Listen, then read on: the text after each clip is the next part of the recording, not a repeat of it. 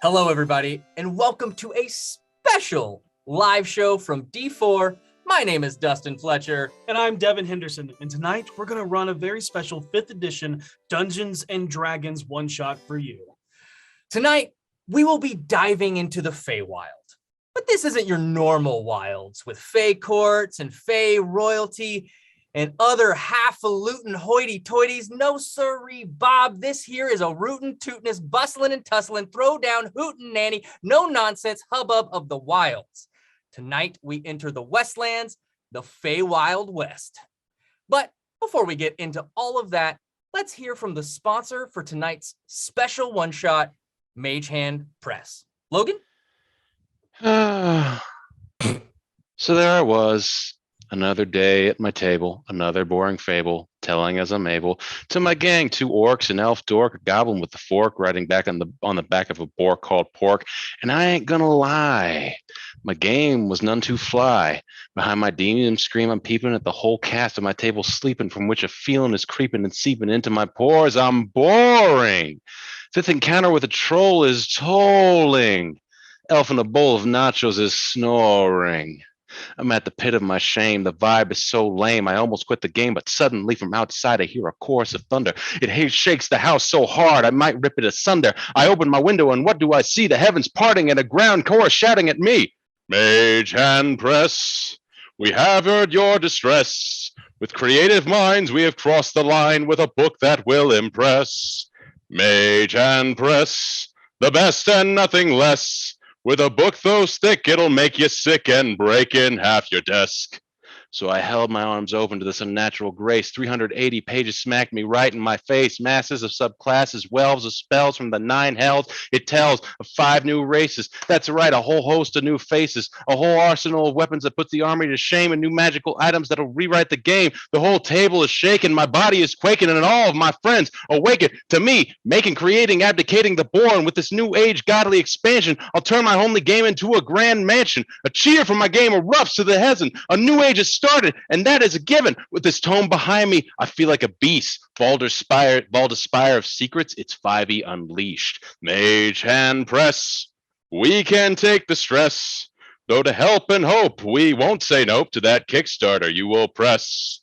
Mage Hand Press, we're crazy, we confess. Valda Spire of Secrets was made without weakness, forged perfection is our quest. So, if you would like to support Valda's Spire of Secrets from Mage Hand Press, which I'd like to think I did a pretty good job of hyping it up just now, please go to bit.ly-d4spire to the Kickstarter right now. I'm not underselling it with any of this. It is a big, thick book full of things to unleash the 5e experience, as you will see very soon. And that's right. It's been a while since we've had one of those amazing Logan songs. But we're here to bring you the exclusive look at some of the fun things you'll find within the Mage Hand Press's Valda Spire of Secrets, which is already funded. Already. But that doesn't mean we can stop. No, we got to keep this train rolling. We got to hit all of those stretch goals, and let's show them what the D4 BFFs can do. But without further ado, Let us immerse ourselves into the FEYWILD West. And that's it. We don't have an intro. We're going to go right into it. Okay. Wow. All right. Now that we're in this amazing setting set up by the Mage Hand Press, let's meet our players. Let's go ahead and we'll go around and introduce yourselves. Let everyone know who you are playing, their race, class, and pronouns. Let's start with Aki. Hi, everybody. My name is Aki, pronouns they, them, and I will be playing Peep Forage, whose pronouns are also they, them. I will be playing one of the new classes from Valda Spire of Secrets, a mandrake, an autumn mandrake to be exact. Amazing. And last time we DM'd you, Aki, you were twins, and we had so much fun. I cannot wait to see what happens this time with this character. Next up, let's hear from Catkins. I'm Cadkins, or Katie Adkins, just mushed together. My pronouns are she, her. I am playing Loretta Ginsberry, who goes by Lottie, and their pronouns are she, her, or they, them. And yeah, you can typically find me on D4 normally. All right. Also the Tiger Wizard. Sorry, I have a lot of names. Tons of names all over the place. Names might be important in this setting. Ooh. Last note. Let's see. New to the D4 family, but one of our fellow Rangers, Erika. Howdy. My name is Erika Fermina. I am playing Trixie Toadstool, a mousefolk gunslinger, and a little bit of an outlaw. You highlighted it. And what else? Oh yeah, you can find me across the internet as a style pixie and playing Rangers with Dustin. Hey, all right. Next up, D4's very own fiery dragonborn, Omega. Oh, hi, what's up?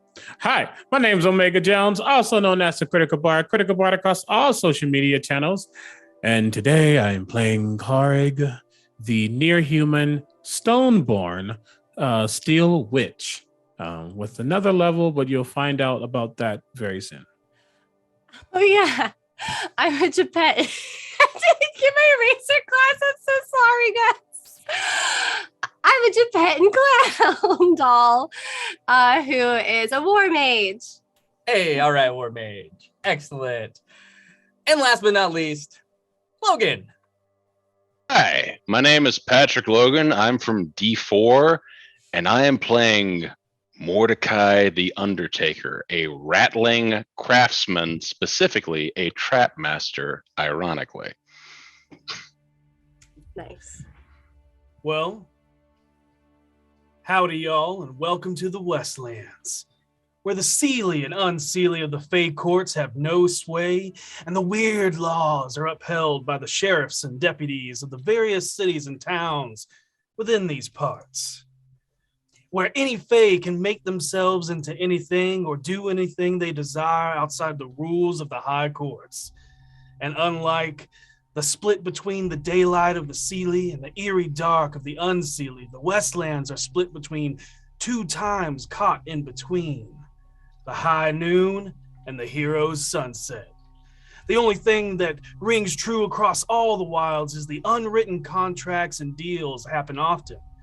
However, as everyone is chasing the serenity of that hero's sunset, most find home within the chaos of the lands of high noon, where all deals are made and any conflict is settled.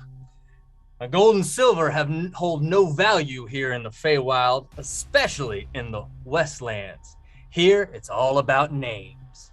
Names written on paper specifically are used as currency and as a source of power. The currency looks like banknotes, but instead of presidential images, it is the image of the person whose name it is. Names have meaning and encompasses all that that person is for. For example, Dustin Fletcher is a crafter, a storyteller, a father, an artist, etc., etc. The more accomplishments the name holds, the more valuable it's worth. So a one-note name would be someone who has accomplished one achievement in their life. This would be akin to the power of a babe, whereas a 50-note name would hold 50 accomplishments and would be akin to a king or other infamous figure. Our story opens up and coming down town and on a dusty trail as a bramblewood cuts across the road and then stops as it turns into a bricklebush porcupine walks across. This is the town of Deadroot, which lies in the heart of the scorching prairie, named for the vivid orange and red colors that paint the sky, a perpetual autumn tone to the desert landscape. Down the main thoroughfare of the town, there's the saloons, a barber, the name bank, a general store, and the only patch of water within miles is an outdoor saloon called the Nymph's Watering Hole, which is a favorite place for the giant jackalopes that the Fae use as mounts across these Westlands. just past the watering hole is the sheriff and local jail. And that's where we find our characters. If you would all please describe your characters and tell us why you are currently in jail. And we're going to go ahead and start on the other end. Mordecai, give us a description and tell us why you're in jail. In the cell, you see a small rat draped in black with a large brimstone hat underneath albino features and his whiskers tied into a Fu Manchu mustache. He stares with dead red eyes outside his jail cell, which he is in for murder. Justified, of course, but he paces back and forth like a caged lion waiting for his opportunity to escape. All right. Oh, no, go ahead. Trixie Toadstool, what you look like and what brings you behind these bars? Well, I'm a small little 3-foot mouse folk. And you know, what really brought me in behind these bars is just simply a misunderstanding, you know. They seem to have caught my hands in the honey pot, but frankly, I was not in there. It was not me. It was a different mouse folk. I'm just here. I have a lot of siblings. I'm here to help them. I don't know why I'm here. They got the wrong mouse. Let's go to Karig. You see, looking out of the bars that hold this group together, a simple individual, their skin broken like white granite across their entire form, though there are clothes upon their body. Simple clothes, a white shirt, a brown-black leather vest, pants, just trying to get by. There is a sword within the sheath that's sitting next to him and seems to be looking around just as much as Kareg is. No irises, just white looking out, unsure, uncertain. He's here because, well, Vixian told him that there was someone in the way, and that person now no longer has a head. But it was the right thing to do. At least that's what Vixian said. All right.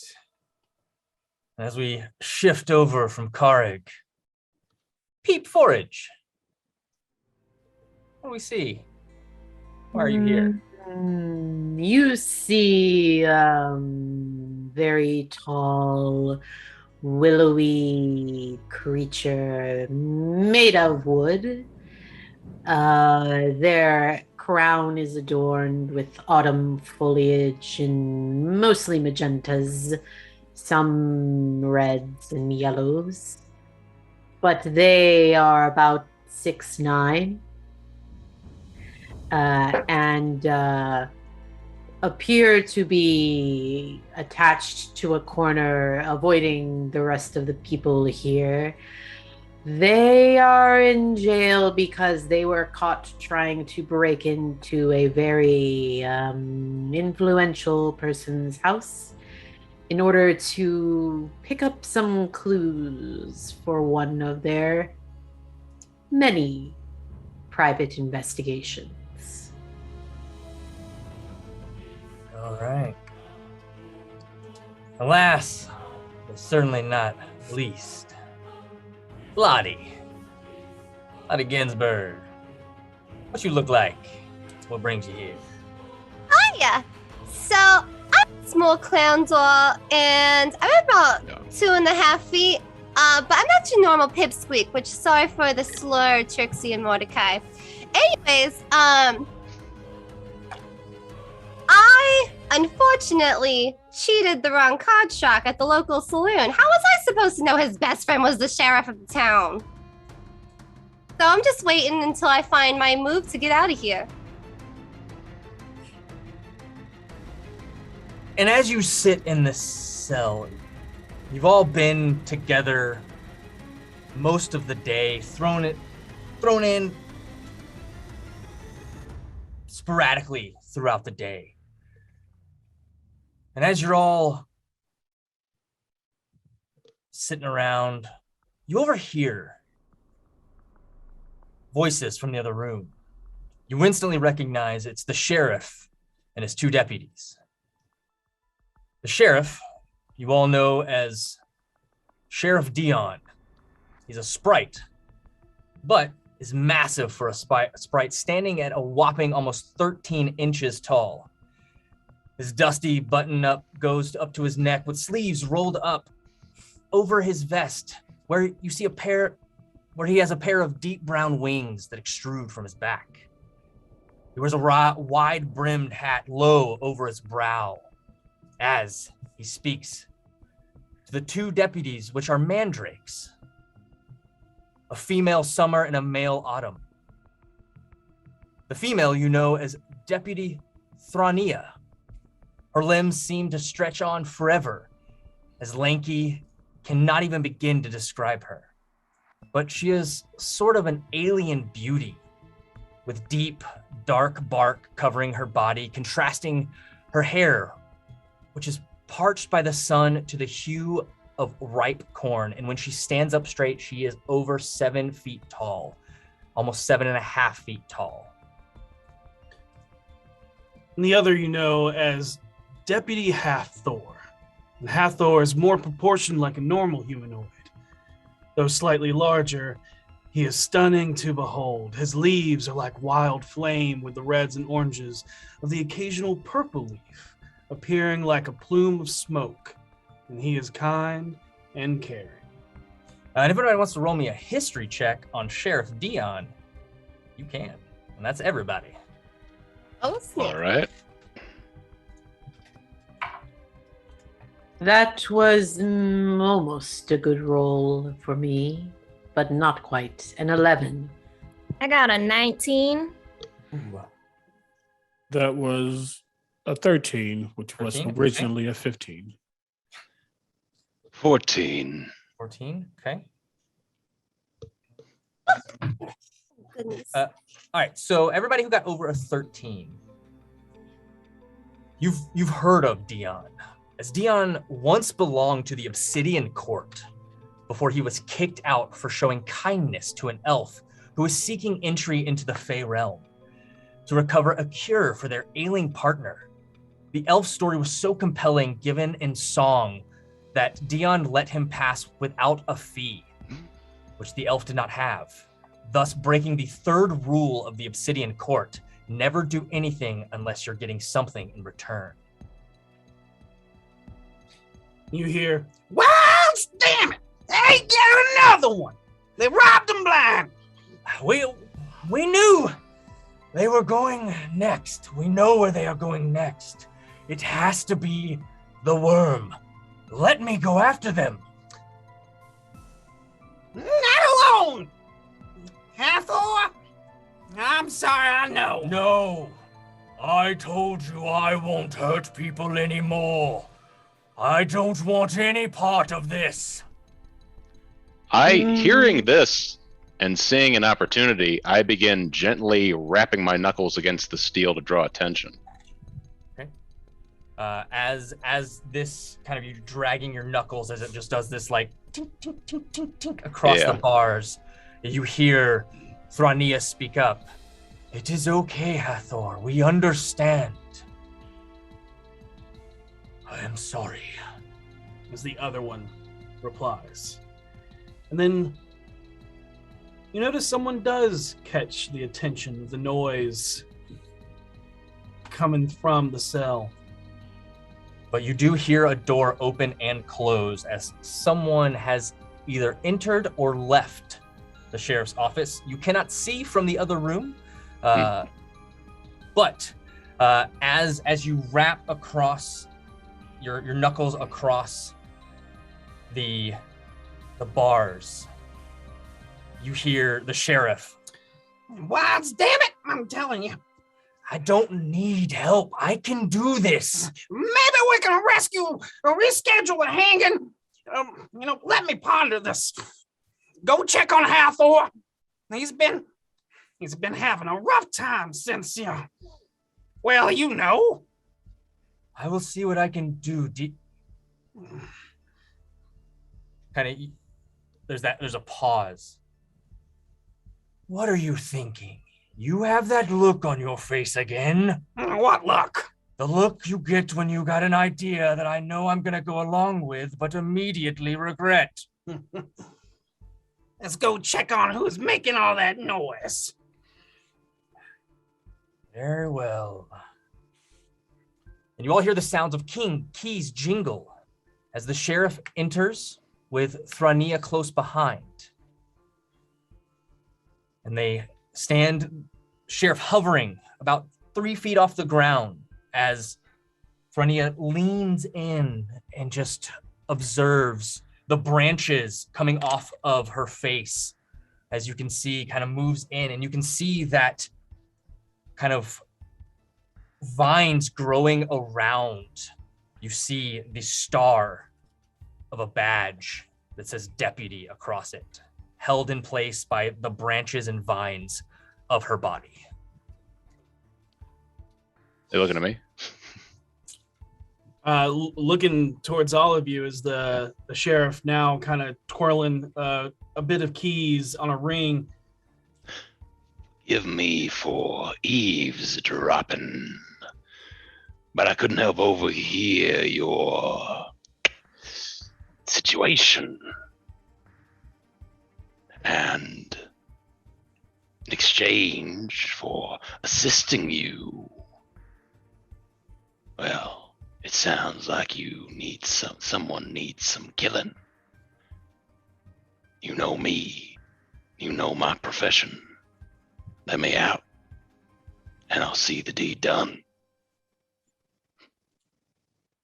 Karek speaks to his sword. Who is speaking? I do not see anyone.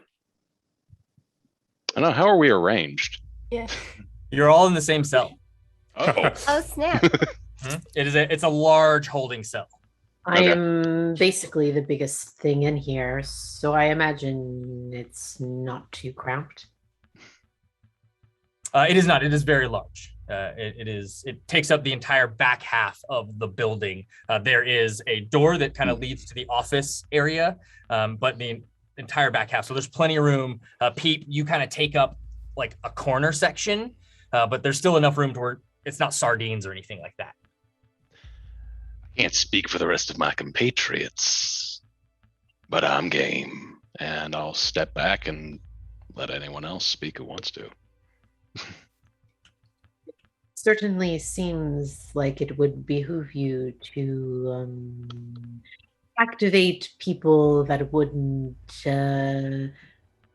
bring back any blowback on you. If Look, we man, I'm just here- succeed, if we succeed, then you can thank us with a reward, and if we don't, you can deny any involvement with us. And like, even though they speak slowly, like Peep sort of has this like easy kind of atmosphere around them. Like whenever they talk, you can get just the soft rustle of the leaves as their facial features move. And like, there's just something very calming about their presence and the way that they like talk. And you can see the sheriff kind of like still twirling the keys, looks over to the deputy with this smug smirk stretching across his face. And you see her just, how wild tale. It looks like you got a lucky day. We're gonna reschedule the unnaming. And I know you want out. The rest of you want out? Get you out free of charge. Just gotta do a small favor. Look, man, I was in here by mistake, okay? So this is to be a really big favor for me because you should have been letting me out like a while ago already. I'm with her, basically. I think y'all got the wrong mouse, but you know, I'm here.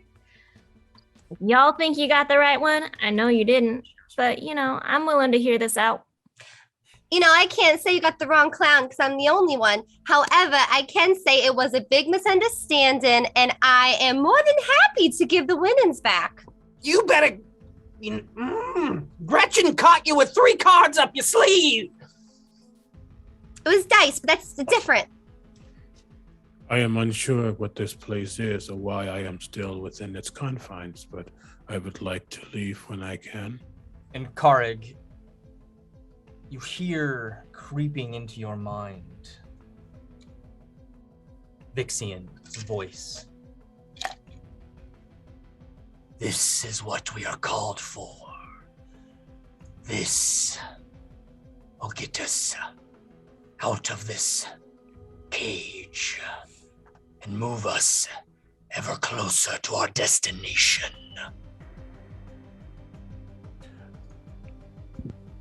I see I was supposed to be here. Never mind. I will do what you request. It is what I need to do. All right. If everybody agrees, we'll offer you temporary deputization.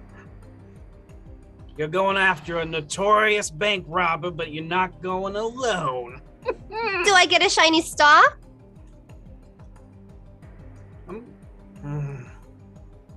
You gotta get a shiny star, but I got my eyes on you, and you all get your effects back.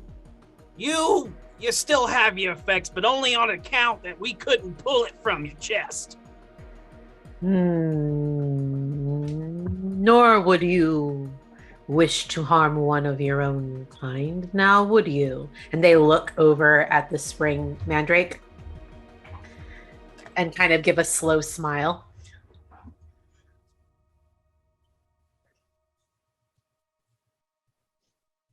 I understand, brethren, but you still broke the law, and I am bound by my oath that I must uphold the law as written. Sometimes the law is not what is in the best interest of the people. That much we agree. And in this case, I think the law isn't doing its just duty, is it, Sheriff? And you see, anger take over the sheriff and goes, I'm telling you, Sheriff, I can do this on my own. I don't need... We lost too many! We lost too many. The name bank was just hit.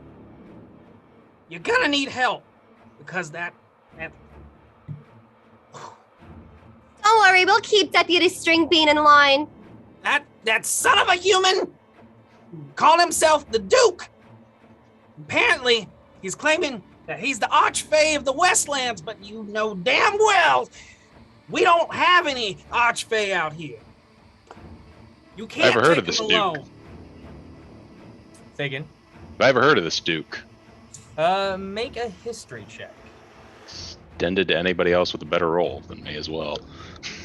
Is the Duke from around this area? Yeah. Because I sure 9. as heck wouldn't know. Not a name you've heard, not a... Peep, go ahead and make a history check.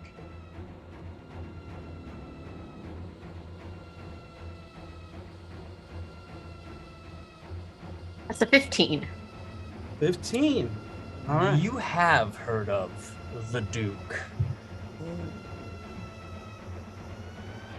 In my previous investigations, I have stumbled across mentions of this Duke. He In fact, is... That is what you were looking into when you were breaking and entering into that. Someone's trying to find information on this Fey that is trying to rule over the Westlands where no one rules. Am I allowed to leave this cage now? If everyone agrees, there's a large shipment of names headed to the Dusklands via Worm. And we want you to be on that worm. So yeah, you'll be making your way out of these nice shiny cages. And when they attempt to hit it, believe me, they're gonna hit it. You're gonna be there. But you're not gonna be alone. Thronia here will ride with you out to Oath Howl Station where y'all were born. We have it on good authority that the robbery will happen somewhere here. And pulls out a map, lets it hang down, and it just stretches and folds and unfolds and becomes this entire map of the Westlands, then points towards the town you're at, points to where Oath Howl Station is, and the general area where they think the best opportunistic theft would take place. It's about 2 days into the journey. Once aboard, though, Thonia will have point. You'll follow her orders. Do we have a deal? Absolutely. And Lottie just squeezes her little squish body through the bars that she could have fit through this whole time. But her little porcelain face kind of clinks on it. What? Wait! How did you do that? I told you we needed thinner bars. Next time, they're going to be made of iron. This is how you know I'm a good person. I could have walked out any time I wanted. We can leave now? Open up the cell, I'll get the badges and the peacemakers. Do you accept the deal?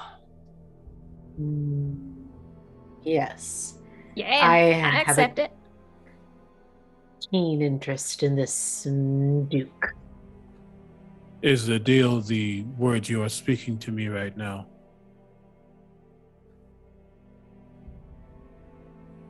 Yes, I believe that is the case. Kareg, was it?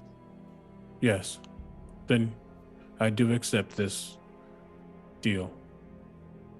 And you also hear a second voice coming from Kareg as you hear, "Yes, we accept this deal." I believe I just Alrighty. entered that, but thank you for speaking as well. You got a friend with you? Got something in your throat? Yes. No. Nothing's in my throat. I do not eat much.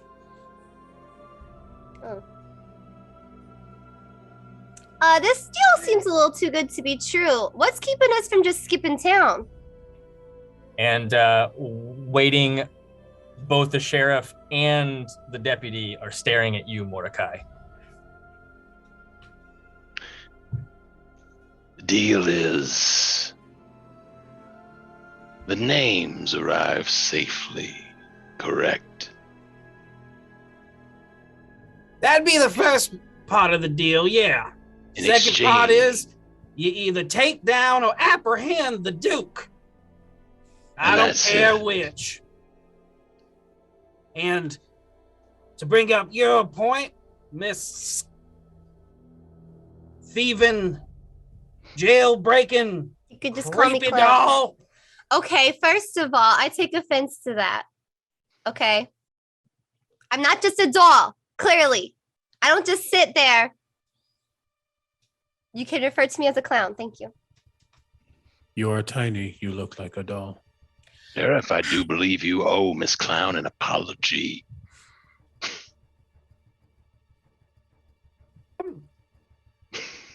I'm taking orders from a murderer? You know what? It is not an order. It is basic respect. I didn't slave away in a traveling circus for 20 years for nothing, okay? I deserve some sort of title. That title I choose is clown. How Lottie- very disrespectful, Sheriff. Lottie the Clown. I say this because on my own accord, not because of some murdering rat, but I do apologize. Now, if everybody is ready to agree to a lick and a promise, I got your badges and your peacemakers. I accept on those conditions. And as everyone agrees, you feel a shudder go through you as you have just made an oath and a deal. And you all know exactly what this is. Oaths and deals are everything to the Fey. And breaking a contract is far worse than death. And as you all agree,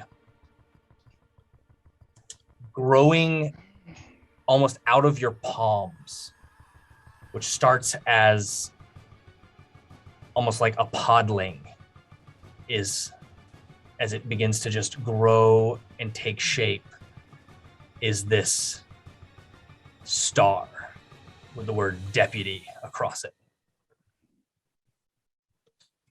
Ooh. Just so everyone knows, because you would know this, breaking an oath or a contract or a deal within the Feylands from Fey to Fey, if you break this oath, which you have agreed to go upon and try to at least stop the Duke and save this money from being stolen, whether you are successful or end up possibly dead, which would break you of the contract. But if you break this contract willingly, you would be blinded, deafened, and mute. And all of your power would slowly drain from you, and you would become that of the mundane, the truest, most painful death of Fey, because you don't fully die.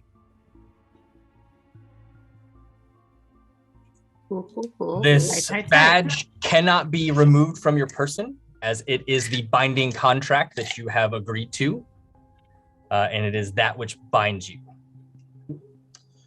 The deputy will take her leave, and as you are all released from the cell and make your way out, there are 5 gun belts laid out. However, in the Feywild, guns are not your typical guns. They are gun wands. So they look like everything is the same, except for the barrel is actually a wand.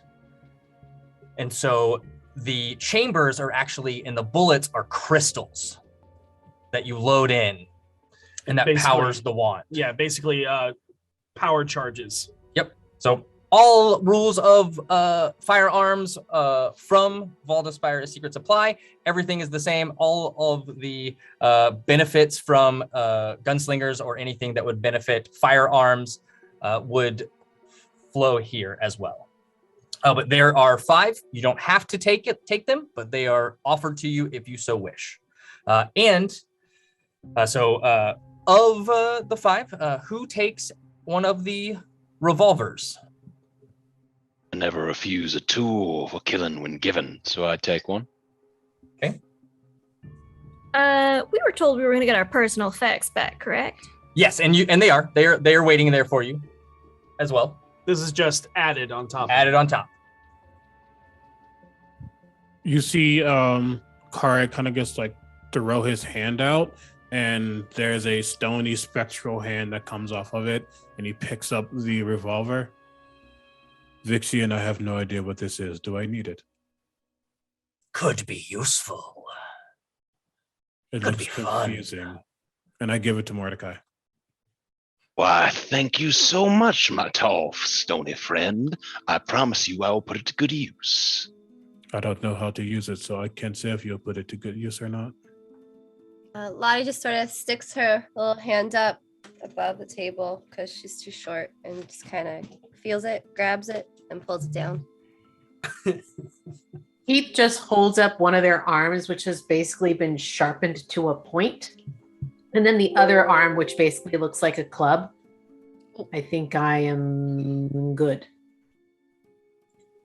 Well, if you don't mind, tall drink. If you feel like you need a third weapon, feel free to take mine. You never know when you're going to need a third, fourth, fifth, sixth, or seventh. I'll take the third one, too.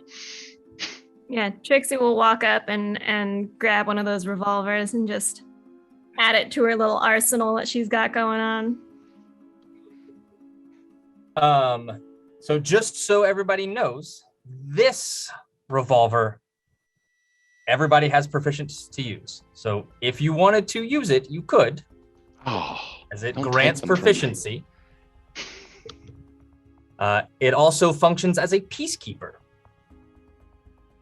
It is a +1 revolver, and as an action, you can charge the firearm's alternate firing mode, causing a bright light to leak through the weapon's joints, and fire magical bolas at a creature within 60 feet. It must make a DC 13 dex save or be knocked prone and restrained. CB is very excited that the DM is giving us items to play with. Karek does not understand any of this. Fair. Peep is a very martial fighter. They like to be all up in people's face. So the idea of fighting at range is just like, I'd rather get in there and swing away. But they're happy to load Mordecai up. Since Mordecai seems eager. Mm-hmm. Oh yeah. The sheriff wouldn't hear he'd try to take them all. All right. And 60 to 30. And once everybody has their equipment and is re-upped, you see Thronia just shake her head, kind of rub the kind of leaves that kind of grow as her eyebrows, and just kind of just rubs them. All right, this way. We'll take you to your mounts. We should try to get to the station in time for the train. The worm is never late. Don't look so despondent. We're all the law now. And I hold out my star hand to shake hers. You can pin it to yourself if you want. You don't have to. It doesn't stay on your hand. Okay. I hold out my hand. Yeah. She just shakes her head this way, and will lead you to the stables, where an assortment of jackalopes Of various sizes. For each and every one. Even large enough for Pete to ride is this massive, and for Karg, these massive jackalopes that are like 20 pointers, where Lottie and Trixie are 2 pointers. Mordecai, It's also small. you're also small, so yeah, yours is about the same as well. Yep. If any of you care to ride my branches, you are more than welcome. Oh, that sounds fun. I think I need you to buy me dinner first. Can you Noted. hoist me up? And Peep just kind of scoops Lottie up and sticks Lottie basically in their hair for all intents and purposes. Love it. I love it. Yeah, and so Lottie, you just kind of cling on as some of the branches that are coming up and the leaves of those autumn leaves that are growing out from Peep's hair, and you just kind of hold on, and so y'all are riding together. Like a lost toy in a tree. Karg looks over to his left upon his shoulder, and he just whispers, "Do not worry. I do not believe the animal will hurt you. It is okay." And he's not talking to Vixian. He's talking to something on its shoulder. Yep. And you feel that reassuring feeling from your shoulder. You know what I'm talking about, right? I know exactly what you're talking about. Good. An enigma wrapped in a mystery, wrapped in clay. I mean, that's something on the shoulder, but on him, you can't really tell. Yeah. All right. If everybody will go ahead and make me animal handling checks as you Yeah. Oh, except for Jeebus. Lottie. Well, except for me, which is funny. Yeah, Lottie does not need to. I have proficiency in that. Hey, that's a Can I natural assist? 20. Can I Natural assist 20. them? Okay, You never don't mind. They have don't to. need it. I They don't rolled need it. Yeah, it. they rolled a natural 20, so For you 20 assisted just by being there. assist me somehow? I feel as though that I give you pointers. Yeah, the energy of wanting to assist gave me this natural 20. It did, of course. There you go. Absolutely. Trixie, what'd you get? A 5. Ooh, all right. I Mordecai. can give her some pointers for An 11. 11, okay. Yeah. Karig. 9. Oh boy. Okay. 9 is enough. 5 is not. As you get on, Trixie, this younger jackalope probably hasn't been through the ring or enough to really get used to people riding it a whole lot. And it just starts bucking wild everywhere as you're trying to hold on. Go ahead and make a dex save or a strength save, your choice. Oh, definitely Dex. The little mouse friend appears Would to that be be- in distress. A saving throw or just Saving a throw, yes. Saving throw. Okay. Then that'll be a 21. Oh. With ease, you're able to kind of go with the bucking so you don't get bucked off. But you watch as Thronia will come over and just kind of move over and grab the small antlers coming off the jackalope and is just like, easy, friend, easy, calm yourself. All will be well, calm. But for the rest of you, Trixie looks like she can hold her own in a rodeo. Yeah, that was at least 6 seconds. Yeah, at least 6 seconds. Probably could have held on for the full 8. What's a rodeo? This ain't Trixie's first rodeo. I would imagine not. Man, that would be so adorable. A mouse rodeo, like on a little jackalope rodeo. Oh, Fan art, please. I need that fan art. Yes. Aki, you took the words right out of my mouth. I'm here to say what we're all thinking. All right. But you're able to eventually get to the jackalope under control, and you all make your way west towards the Oath Owl Station, where you hope to catch the worm. And for you all, so you know, trains in the Feywild West and the Westlands are underground burrowing worms that have train cars affixed to their back. And so they burrow through the ground. Nobody really understands or knows how they are controlled, but the conductor is able to move them from station to station with ease, and the train cars are as normal. There's a caboose, and there are passenger cars and engine cars and the whole 9 yards, as just as a normal train, except for instead of wheels and a track, it's a giant worm. And you're used to the markings of these worms, as the tracks, quote unquote, are these, tilled earth, almost sometimes ditches or mounds, depending on, where. Yep. They are known as the worm tracks. Yep. But as you're coming up upon this Oath Howl Station, it just looks like a rambled, wood just kind of stuck together haphazardly. A couple of stones affixed with magical runes just to hold this thing together out in the middle of almost nothing. There's a couple of these strange beetles that you look over that land into a pile somewhere close by, and when they land, they all just look like flowers. You see tumbleweeds tumbling on, and you actually watch as one of these tumbleweeds, there's a small, almost like a weasel, but it has dragonfly wings and legs.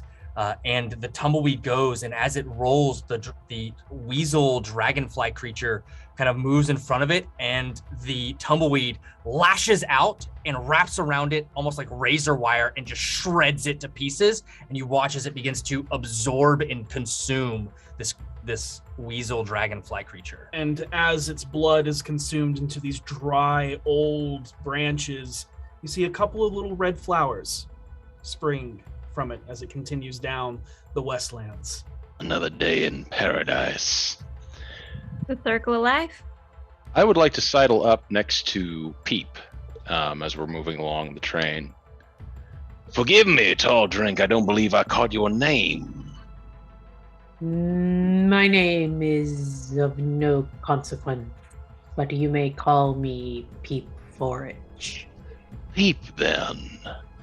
You were the only one who recognized our target by name. Care to educate the rest of us on what exactly we're dealing with here? Of course. I have been investigating the Duke for some time. I believe them to be dangerous for the balance of our peaceful. They like hold up their hands and do like air quotation, like kind of like a, because they don't actually have fingers. Leaf quotations, if you will. Leaf quotations. Little extra branches actually pull up and then like curl as if being blown in the wind.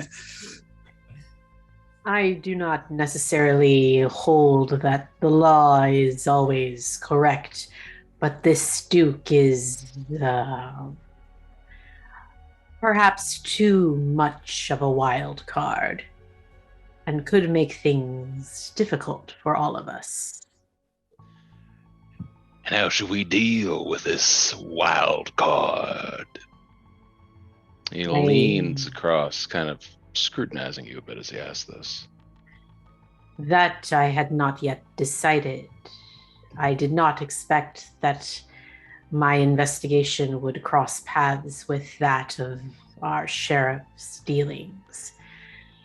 It is possible that this Duke can be dissuaded from their path, but the only way to know that for sure is to speak with them. You met them before? Not yet, but I was close, very close to finding them before I was apprehended, which is embarrassing. That's okay, I'm not judging. When Vixian tells me to go somewhere, I have learned it has ended in blood. So potentially, we must kill this Duke, whoever they may be. I don't care who they are. All I know is I know better than to break a Fey deal, so let's go. Real quick, your friend is telling you to go places that lead to blood? Sometimes, most of the time. And is this friend outside of yourself? I hold out my hand, and the sword that is currently sheathed appears in my hand. And you see a long, kind of old-looking sword. The hilt's kind of broken. The metal that makes up the blade looks a little rusted, but there's a clear face upon this blade. Well, you can ask him yourself if you wish.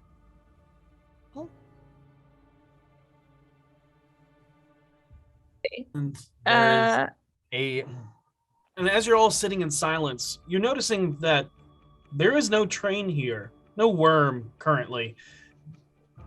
And you see, but before that, as Karik holds out this sword, you see still sheathed, right? Still sheathed, Karik? Nope, took him out. Oh, you unsheathed it. Okay, yeah. Yeah, he's in my hand right now. Yep.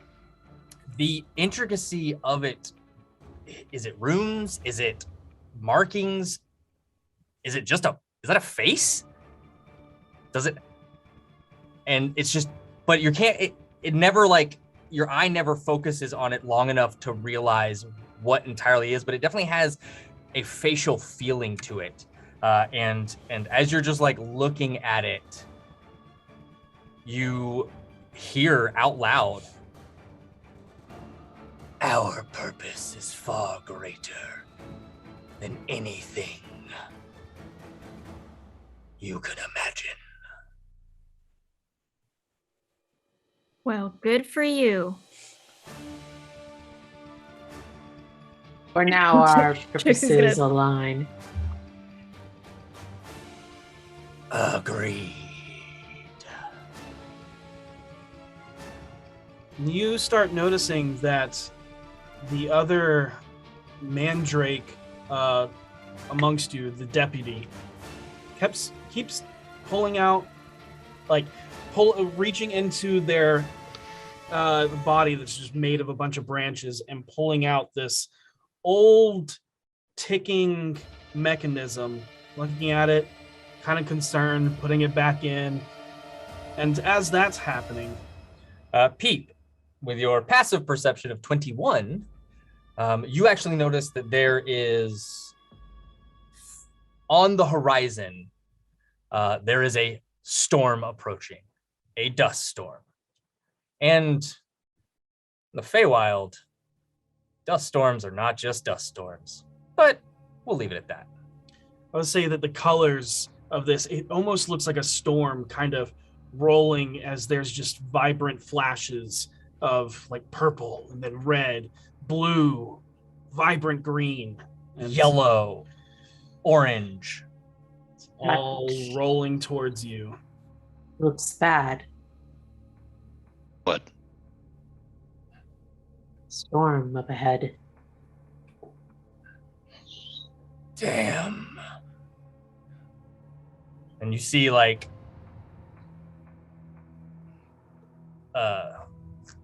Thrania looking kind of down in a direction. Expectantly, but concerned. Worm's late. It should not be late. How often do these worms run late? Never. Well, that's a bad sign, ain't it? Sorry. Do the worms got a union? What is a union? You know, make sure they get rights and stuff. You know, What are maybe they're on rights? strike. I don't know. It's something we all have as living beings. We ain't I gonna be see. doing much living if we don't get some shelter quick or this worm don't come. Lawman, what's next? I don't know. It should have been here by now. Well, we can't count on it arriving on time now if there is a storm that is likely the cause of its tardiness. I agree with Mordecai. We should seek shelter. And there's this small little shack that is basically the waiting station for this worm. And as you start to make your way towards this small building, the ground starts to rumble.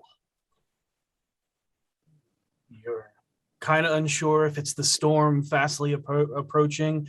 Perhaps it is that worm making its way along. What are you doing? Is there any plant life around? There is small weeds. Oh, what are you looking for and what are you trying to do? So I have the ability to question plants about the events that have occurred nearby from like the past day, basically. Like anything that's like happened in the last 24 hours, I can ask plants about like Okay. the weather, the creatures, other circumstances like that. So I kind of just want to sort of get an idea of like what has this landscape been like for like the last day or so. Is this the first like deviation from the schedule? Like have they noticed any oddities? And yeah, you see as you're making you all are trying to get lash up your jackalopes as the storm is approaching. There's that rumble, and as you're getting close, you see a small little dark, like little bulb cacti hiding in the shadows, as almost like trying to hide away from light. Yeah, I think that when Peep speaks to other plants, it's almost like this, like it's very much like the way that an ant would work. It's a lot of creaking and groaning of the wood. This is like I have this conversation with this Is it plant. quick?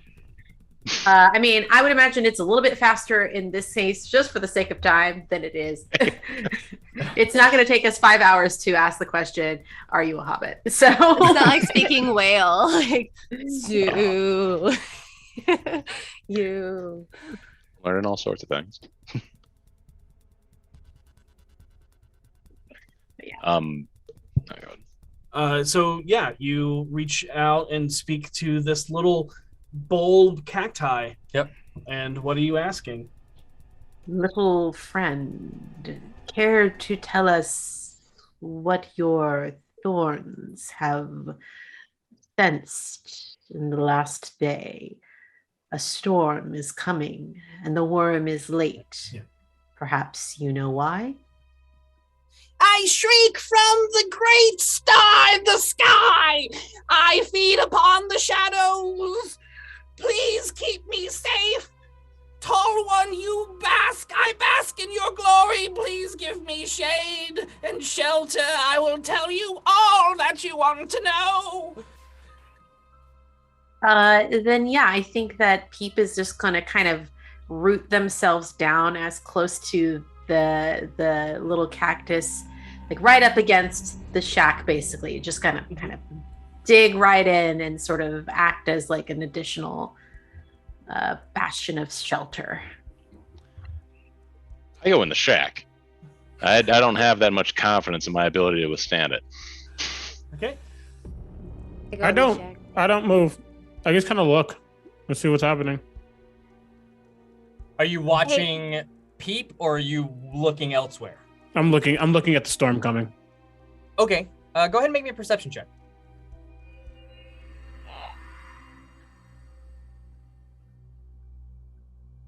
Okay. And while that's happening, Pete, your question specifically, you can ask a specific question if you want. The specific question is, have there been any other late worms in the last day? I do not know time, for there are no cycles here. I bask only in the shade, the small amount that is gifted to me, so that I may live. But about every, I want to say, span of time on the dot, I feel like my roots grounded into this earth feel it's quite regularly. Scheduled almost perfectly. That is good to know. Irregularity is its own mystery to solve. Thank you for aiding me in my investigation. 13. 13? Okay.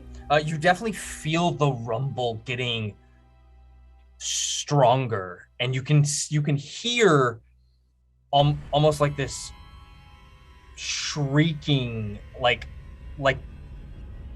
almost like the wind's moving so strong. There's that just that hum of something moving fast. And the small little bulb keeps talking to you, Peep. It approaches. It's coming. I will keep you safe. This thing seems reputable. Sure. At this moment, Mordecai is in the building. Is probably first in the shack. Trixie, what are y'all doing? I also go into the building because I don't speak trees. Trixie's going to ride up to Karig and, hey there, big fella. You want to come get some shelter with us, or? There is no need. Not much can move me if it wanted to. All right, so you're good out here then. I believe I will be fine. All right, I appreciate your confidence. I'm gonna go inside. I'm a little small. And Trixie, as you're making your way up to it, the last to enter, trying to get everyone to come inside, you all start to hear that shrill sound that sounds kind of like a storm, but also more so like a tornado, something strong and powerful as the earth begins to rumble harder and harder. The windows of the shack are just like shaking violently as if in an earthquake. You feel like the whole place is going to come down upon you. And then all of a sudden... as this is going, you actually see Thrania look back and go, "The wilds are you doing? That's the worm. It approaches, finally." And that's not the storm? No. And Warned would have been nice next time, and I rush out and wait for this worm. And you all notice, was intent, staring at this one point on the horizon to the side of this building, and just looked back and realized that you had all gotten inside the building. You see this worm approaching, and it is approaching fast. It is approaching hard as you see the earth just kind of rolling up over it. You don't see the creature itself, besides a couple of peaks of the hard plates that are kind of undulating and pulsing around its body. But you do see the carriages on top. The first one, armored and kind of locked in place, that seems to be at the head. And further, there are more and more of these, stronghold carriages, well built, strapped to this creature. But it does not look to be slowing down. Okay. This guy's got places to be. Does it look like it's... It doesn't look like it's slowing down at all. It looks like something's wrong. It looks like it doesn't realize there's a stop here. We're trying to just ascertain. It's approaching, and just from the trajectory and your line of sight, it does not appear to be slowing down at all as it's approaching, and it gets closer and closer until it literally just right past you. Does not slow down, does not stop. And you feel the wind of this thing right next to you that almost feels like a storm blowing past you. You all have to hold on and brace as your coats and hats, you have to hold them in place before they get thrown across the Westlands. But the train has come and the train has went. Could I, as the train was moving, because I have this feature in my cloak, shoot out a small grappling hook to attach myself to it? Make me an intelligence check. Okay. Can I use a phantom grapnel to do similar thing? Is there something I can lasso around? It's a 14. A 14? Yeah. I'll tell you right now, you could do that. However, the amount of speed that this is going, and from your standing position, the jerk that would give you could possibly break your spine in half. It is a possibility that you could grab onto it and ride the train, but from a standing still position to a moving it fairly fast. And then if you were to make that save, you don't have a recoiling grappling hook, I don't think. Yes, I do, actually. Oh, you do have That's the way it works. Yep. Oh. All right. So, if you want to try and make the save, which is going to be very high. It's up to you. But you see Thrania curse and immediately running to her jackalope as immediately starts to make chase. Okay, if these things can catch up, All right. I'll do that. So long, little one. I must go now. Farewell. What? Oh, in the cactus. Do what you must. I will stay in what shade I have. And I'll pick Lottie up and put her back in my hair and get on my jackalope and chase after Thrania. And as you stand up and leave, you just hear this shrill screech of this cactus. This cactus is my favorite character today, y'all. I'm so sorry. Oh, the wilds, I'm alive. You gave him hope and then just grabbed it from him in an instant. That's the worst thing you could have done. Is everybody taking off after this train? Sure. Yeah. Yes. Much of Yeah, a yeah. choice. All right. As you hit your jackalope, I need an animal handling check from everybody. Certainly. Can I assist this You time? Okay, I give you some tips.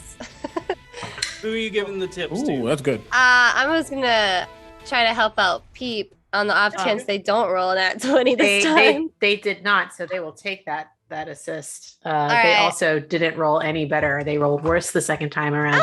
So let's see. Animal handling for us this time is gonna be an 11. 11. Okay, Trixie. A 3. Oh yeah. Okay, I gotta start handling some animals. Mordecai. You good at that? 9. And Karig. Dirty 20. Calm Oh, down, yeah. y'all. Nice. Stone Man knows his rabbits. Maybe it's Trixie I should have offered the ride to. So you see running across the boards is the large deputy, jumps and just lands on this jackalope. You all run to catch up, and as you're having trouble, Trixie, just in one fell swoop, running past you, picking up both you and the small jackalope, is the deputy that cradles you in their arm as you're just riding along. Got it. I got this. I'm fine. I do not think you. We don't have got time for this. fun. That's just whoosh, whoosh, whoosh, whoosh.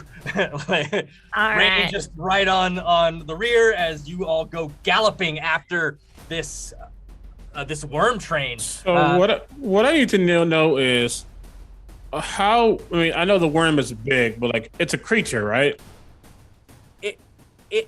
Yes and no. Yes, it's a creature, but it is a creature that cannot be affected by anything, and there are reasons behind it. So think of it almost more as a vehicle, not Okay. as a creature. That's what I needed to know. Yep. Okay.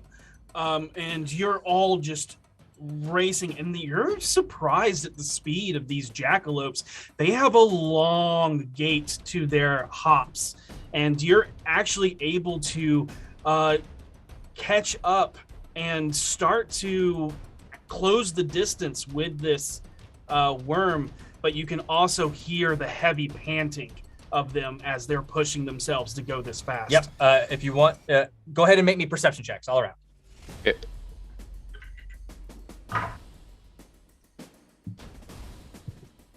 11. 23. Yeah. All right. That is going to 12. be a 28. Ooh. All right. Natural 1. Ooh. No. Peep. Anybody who got over a 15, you can see as you're approaching the caboose, the back end of it is completely blown open and is asunder and just completely can see in it. Peep, you can actually see into the inside, and you can see what appears to be a humanoid wearing a long duster with a kind of a more elegant looking hat kind of pulled low over their eyes as they are putting something in bags. And you see a couple slips of what appear to be paper or notes flying out from the inside as they flutter across the sky. Yeah, and just like high winds whipping off the wake of this creature as they fly past you. But as you see this, you also look to your right and you see the storm as it washes over everybody. Fun. Cool. Great. Oh, so it was a storm and a worm. Rip. Fine. It was. This is all fine. Everything is fine. We got this, y'all. Everything is awesome. Let's see. Peep, since you saw it, go ahead and roll a D100. Oh, I I rarely ever get the opportunity to do that. As you have just been hit with a wild dust storm. Oh no. I just rolled a 17 on my D100. That is our fate. Roll a d6. Oh boy. Oh boy. Oh boy. Fate of everything is on you. 5. 5. All right. As you're galloping and you kind of look out as you see Lottie and everybody else can see, Lottie begins to just blur. Wow, that was amazing. That could not have been better times. That's wow. amazing. Camera blurred at the best time, but is like they're. What happened? Just blurred. Hard to see. They're the shapes on their face that make the clown makeup just kind of look all muddied now, as you can't quite see all the features. Lottie. And so Lottie, you are now under the effects of blur. Oh no, gotta redo my makeup. And as you're all galloping more and more, Peep and who rolled the 23? Trixie, you see as this humanoid, maybe an elf, you can see long pointed ears, maybe an elf, maybe an Eladrin, you're not quite sure, but you see as they clock you approaching and immediately turn, and as they turn, you see 2 creatures step out in their way as they draw revolvers and take aim and fire and start firing at you as 2 red caps. They have these like big red 10-gallon hats that just seem to be dripping. They have these large, and the hat comes down and shades their eyes to only be these motes of just pure hateful red in the depths of their shadow, and these giant mustache that kind of cover the rest of their face that hang down as a handlebar. And they start firing at you. Yep. All right, so. Question: how far away are we from them? Right now, you are 120 feet. But approaching more and more slowly.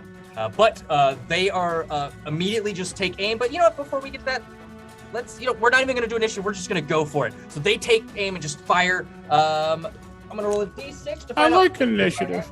You want to do initiative? Let's I do have initiative. an advantage on initiative. I have things that are effective because of initiative. Let's do initiative. Try to keep it moving, but we're going to do initiative. No.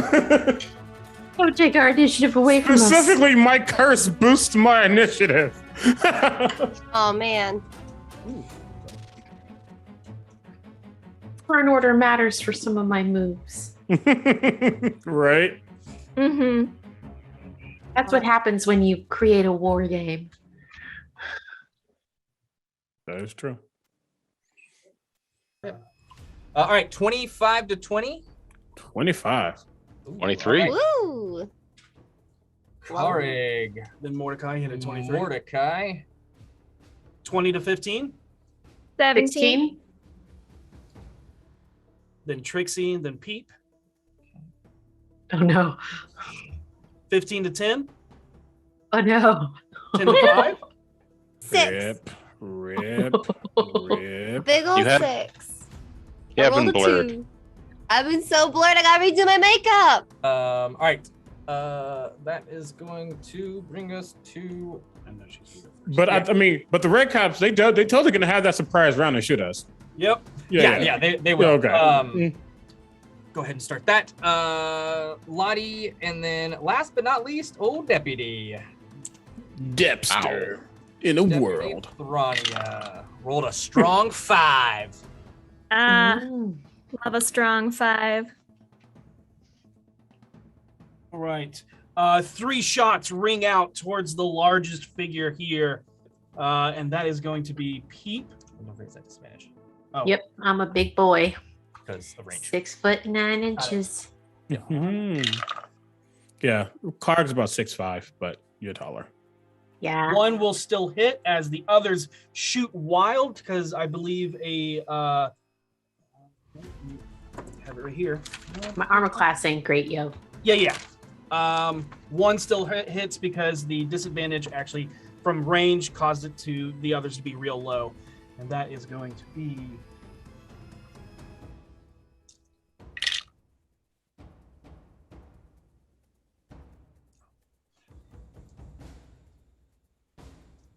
$18 points of damage. Oof. Piercing damage. Also, totally forgot to also give you, this was supposed to be in your supply kit. Everybody got a flask of greater healing. Oh, cool. Nice. Love a flask of greater No. They healing. love.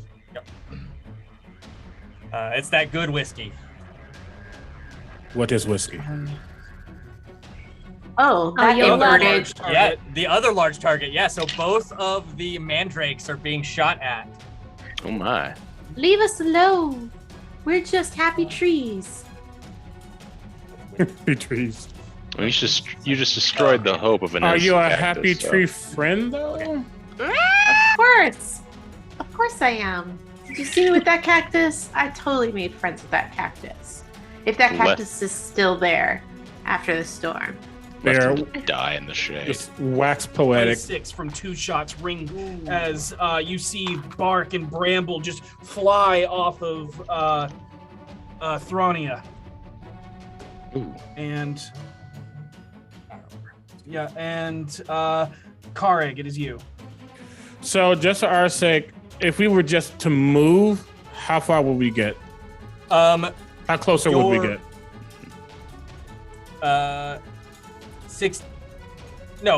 90 feet if you double move, but that would be your action. But if you moved, it would be 45. Gotcha. Because your movement right Yeah, now yeah. is the Yeah. jackalope. I was also just considering because we're going with the train. I didn't know if that was affecting anything. Okay, never mind. I actually look at. I'm assuming like we're all like next to each other. Yeah, and 60 feet, not 45. My bad. No worries. I was looking at something else. So they have a base. The jackalopes have a base speed of 60 feet. Okay. So yeah, okay, no worries. Still, as I'm next to Peep, I say, would you like to get there quicker?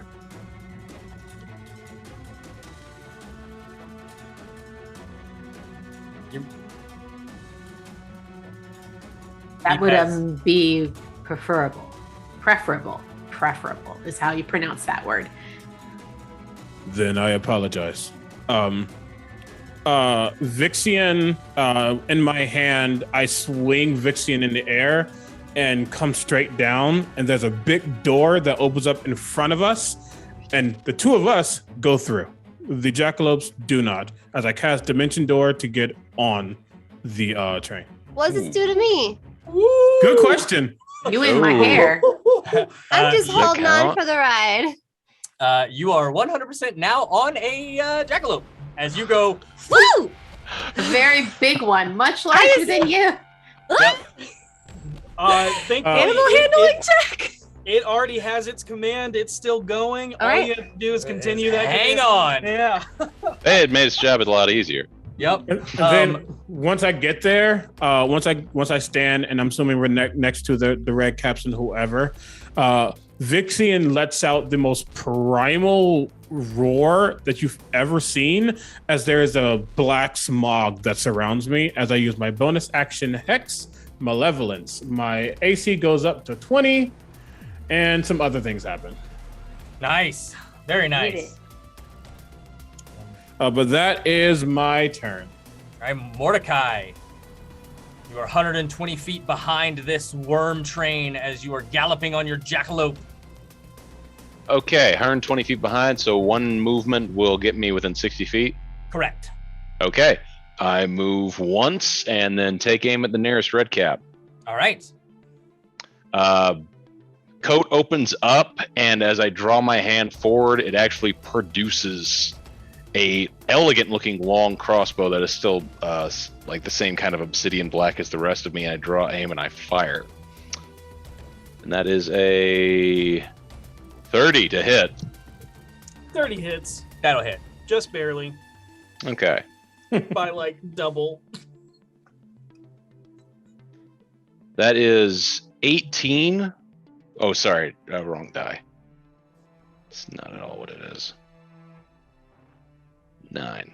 That is 9 points of damage. However, as the bolt goes off, the second it connects with something, it explodes. Everything around within 5 feet of the red cap needs to make a dex saving throw or take full damage. How close to you dimension door, Carrick? Right next to him? I dimension door right next to the enemies. So yep. There you go. So I need Peep 17. and Carrick to make me a dex save as well. Oh, jeez. So 17?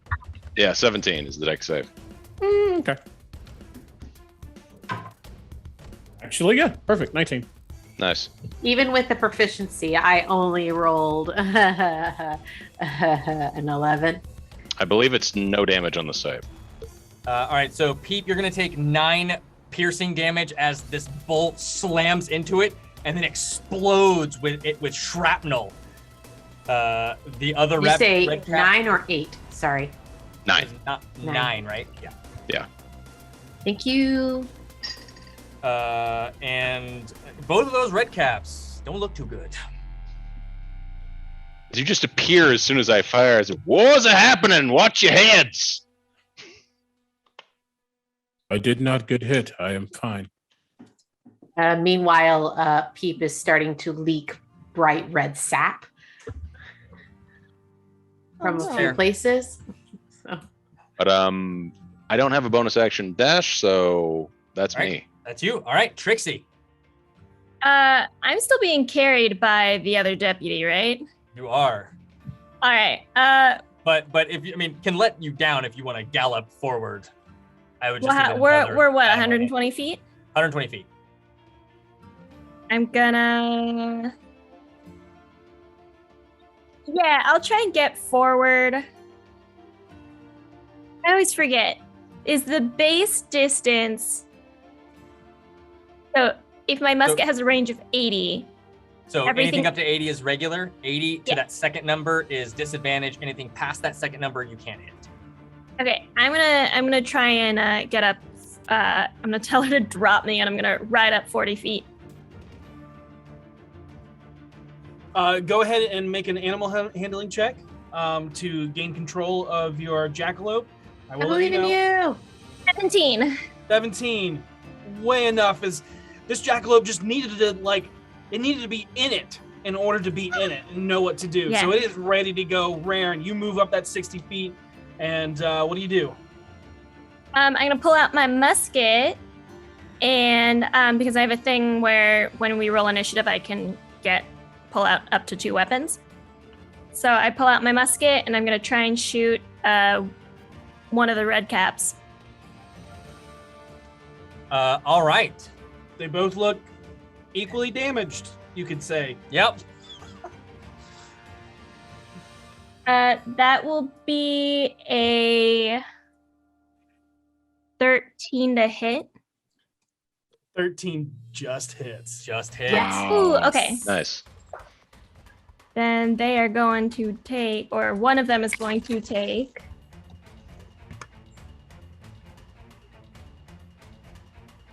13 points of damage. All right. Go ahead and you have 2 attacks. I do have 2 attacks. Go ahead and make that second attack on the other one. That will be a 23. And that'll hit. Roll damage. I have a question. Yeah. So I have this feature that says 18 to 20 is a critical hit, right? Yeah. But if I Yeah, it is. roll over, does that also count? Or does I it have think to be in that window? No, it's if you roll an 18 to 20 on your Your D20 is an 18, 19, or 20. That's Okay, a crit. okay. Yeah. So close. That's a wide crit range. Yeah, it is. But not really. 17 points of damage. Go ahead and sing us that swan song on both of those red caps as you quick fire two shots right one after another, and both of them are down. Well, Trix is feeling mighty fine riding this jackalope, so she just lets it basically take control of itself. It knows where it's going and it knows what it's doing, and she just fires off 2 shots.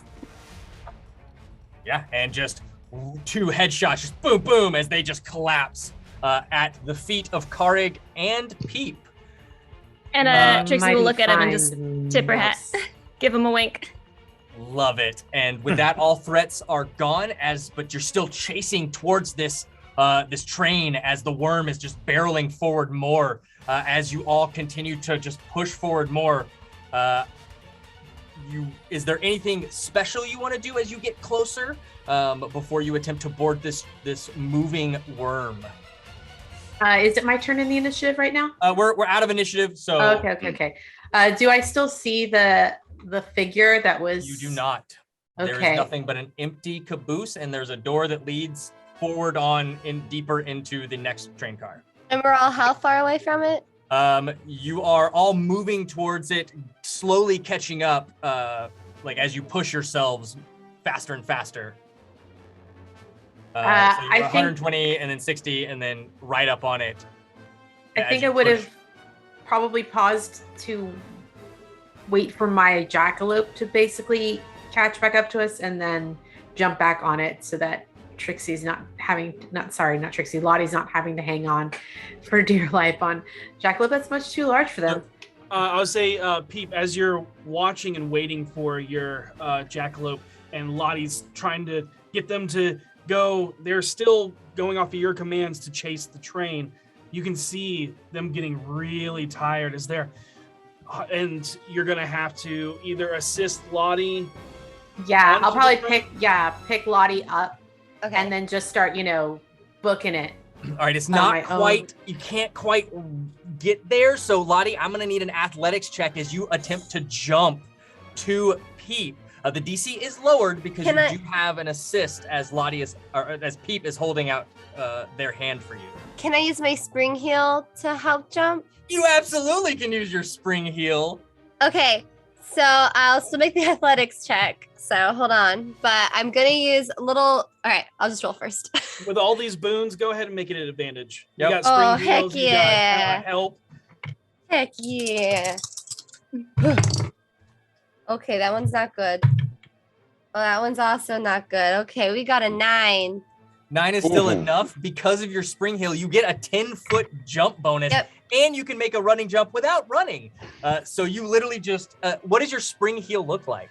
So all of a sudden, little springs just activate, like like a mattress spring, activate under her like little feet. Because the only parts of her that are like solid porcelain is her feet, her hands, and her face. The rest is all squishy. Yep, and everybody hears this So just boing. boing, yep, Yeah. boing. As Lottie just lunges and just slams right into you, Peep, as you catch them, and that will kind of go. Karg is there, so Trixie and Mordecai, what are you doing? As Question that might help them, because they're getting close. Mhm. They're probably closest as close as possible at this point, just getting onto the thing. They're rats or mouse people. Mhm. How much do y'all weigh? 4 feet, so my guess would be like 50 to 60 pounds for me, something like that. Yeah, I'd say Uh, between 30 and 50 pounds, depending. Okay, never mind. I was Yeah. thinking out loud. I'm a beefy boy, so I'm 50. I think I'm a- also rat. going to take a very large quaff of my greater healing flask because I got pretty fucked up. That's fair. That's fair. Go ahead and roll 4d4 and add 4 to that. Mordecai, Trixie, what are y'all doing?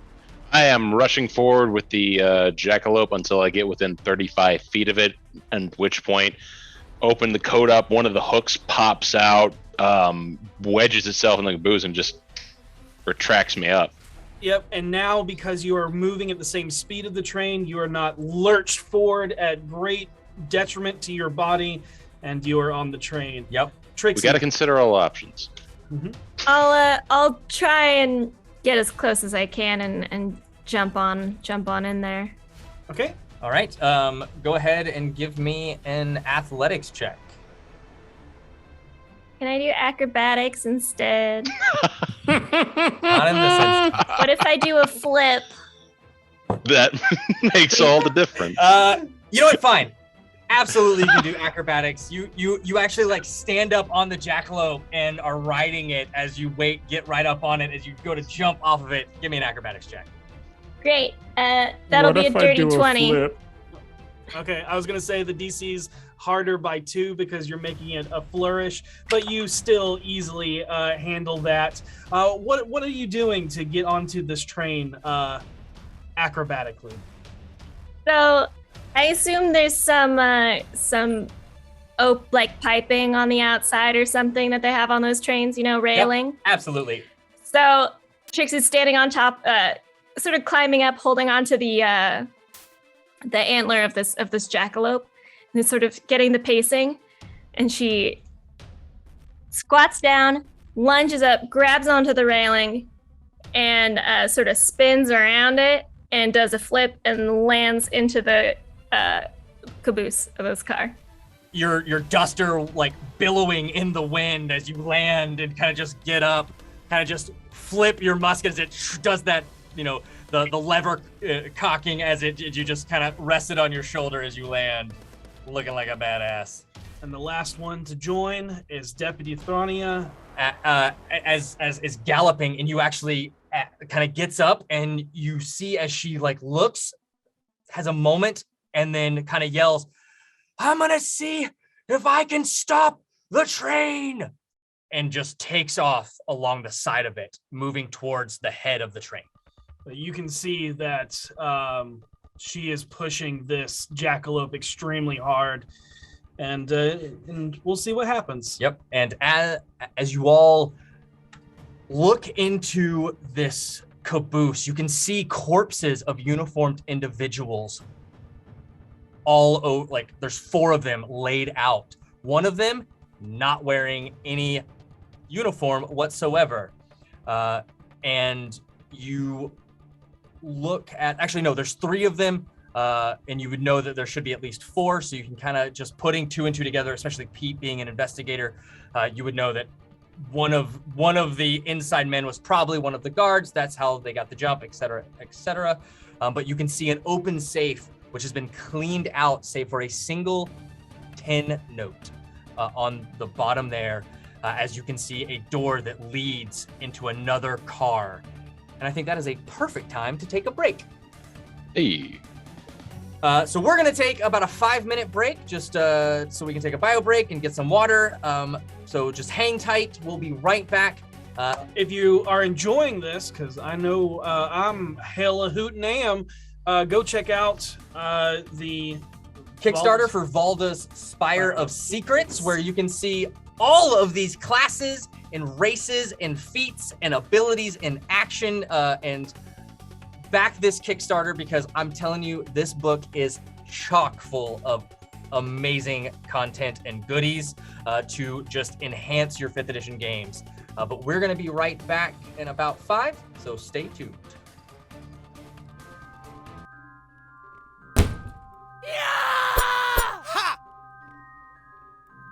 Well, I suppose introductions are in order, since you so rudely barged into my tower. Oh, and you didn't even bother to wipe your feet. My name is Valda. No relation to that other immortal lich. Nope, don't interrupt. Don't they teach you manners at adventuring school? Oh. The quality of heroes these days has severely plummeted.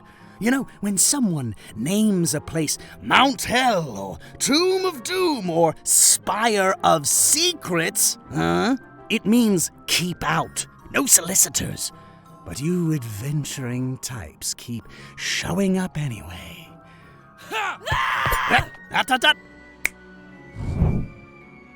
No need for that. You heroes, you're so predictable. If we fight and I kill you, you'll just be resurrected a few days later.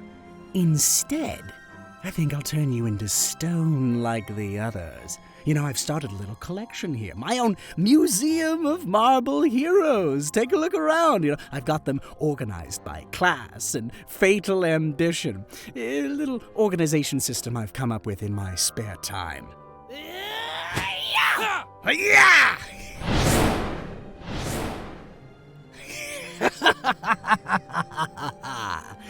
Welcome to my Spire, heroes. Valda's Spire of Secrets is a radical expansion for D&D 5th edition that works with every game and every campaign setting. Discover new ways to play using 10 new base classes, including the Alchemist, the Witch, the War Mage, and the Necromancer. Comb through over 150 subclasses and dozens of feats, and fill your spellbook with over 130 new spells. Rediscover why you love 5e so much with Valda's Spire of Secrets, available now on Kickstarter.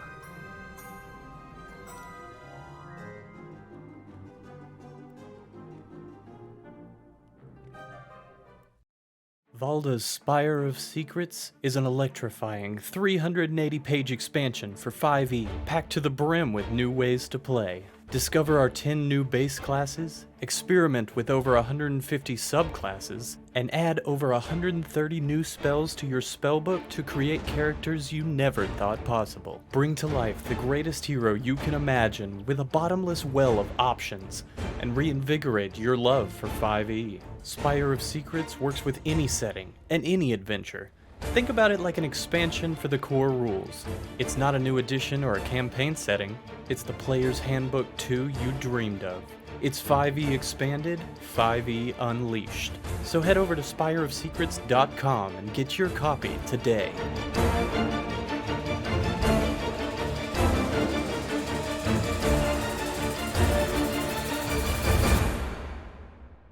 And we're back.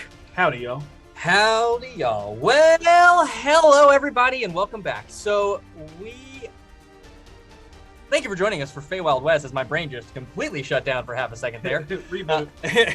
404 error. Dustin cannot be found. But thank you for joining us for our FEYWILD West one-shot for Mage Hand Press. Their brand new Kickstarter, Valda's Spire of Secrets. Everything you see tonight, our players the classes and races are all from Mage Hand Press's upcoming book, Valda's Spire of Secrets. But our party thrown together after being deputized. Yeah, our group of dandy deputies gathered together after being freed from jail as a get out of jail free card if you help take down the bigger fish. This Fey calling themselves the Duke, trying to take over the Westlands by amassing power and through these notes. Yep, possibly. Which is the currency of the Feywild, which is all names, as names hold a lot of weight and power to the Fey. And as such, you went to go meet a worm train, and yes, the Duke has taken names, literally. Kicking ass. Taking names. Thank you for that, Trixie. You're welcome. That wasn't even on purpose. That's so good. It's so good. It's totally planned. What are you talking about? Yeah. Our ragtag group of do-gooders are currently in the caboose of the worm train as they see a door in front of them, and that's about it. There's nothing else really of note other than the dead bodies of some Fey guards. As Peep has figured out that one of them has helped the Duke, and this was an inside job. What are you all doing? First, any weapons on the guards? That's going in my pockets. There is not. Everything that was on them hath been looted by other looters. You're gonna say something, Peep? I have aura lenses, and I'm kind of curious to see if I can uncover any potential latent magical effects. Okay. I can read what these do if you're curious. I already read what they do, and so as you kind of flip through the various lenses, there is definitely latent evocation here. Especially around the opening of where the blast, blew open the inside. And it definitely was an inward to outward blast, not an outward to inward. They escaped from the inside. They certainly did not break in from the outside, and the evidence of this strict guard helps to back the hypothesis that this was an inside job. Hmm. You got hurt. Are you okay? I am bleeding profusely, but I am feeling a little bit better after a dram from that flask. Rubble does not believe you will survive. Would you like assistance? Rubble? Yes. And you see on my shoulder is a rock. And it has a smiley face on it. It's not a rock, it's a boulder. It is my literal familiar. It is a pet rock. Yeah, it is. And the smiley face is drawn very haphazardly, and it's like in crayon, just like 2 circles and then the smiley face. I appreciate your concern. I would not mind a little assistance. I will take out, I will like swing out again with Vixen in my hand, and I'll put one sword, the sword on one shoulder, swing it over, put it on the other shoulder, and as I do that, there's a force that comes upon you as Vixen probably laughs because they're, as I cast Death Ward on you. Okay. You actually, as the sword taps on each shoulder, you actually watch as the red sap actually gets pulled into Vixen as it kind of just drains the bleeding sap from you and kind of doesn't necessarily heal your wounds, but closes it in a protective sheen. Almost like crystallizing your sap into amber immediately, giving you this like shell of protection for the Death Ward. That is not a bad idea. Thank you, Vixen and Boulder. My name is Karek, and that is Rubble. Vixen, Rubble, and Kareg. Thank you for the correction. Well, Kareg, I believe that the rules of our deal mean we have to proceed and deal with whatever is towards the front of the car. If you wouldn't mind leading the way, I will surely follow. It can do that. I can start walking. I'll bring up the caboose. All right, so you're in the caboose. There's a door in front of you that leads to the next car. What are y'all doing? I wait until the stone man goes to open it. Like, I see what Mordecai is doing. Kareg doesn't, and that's fine. You look fairly indestructible.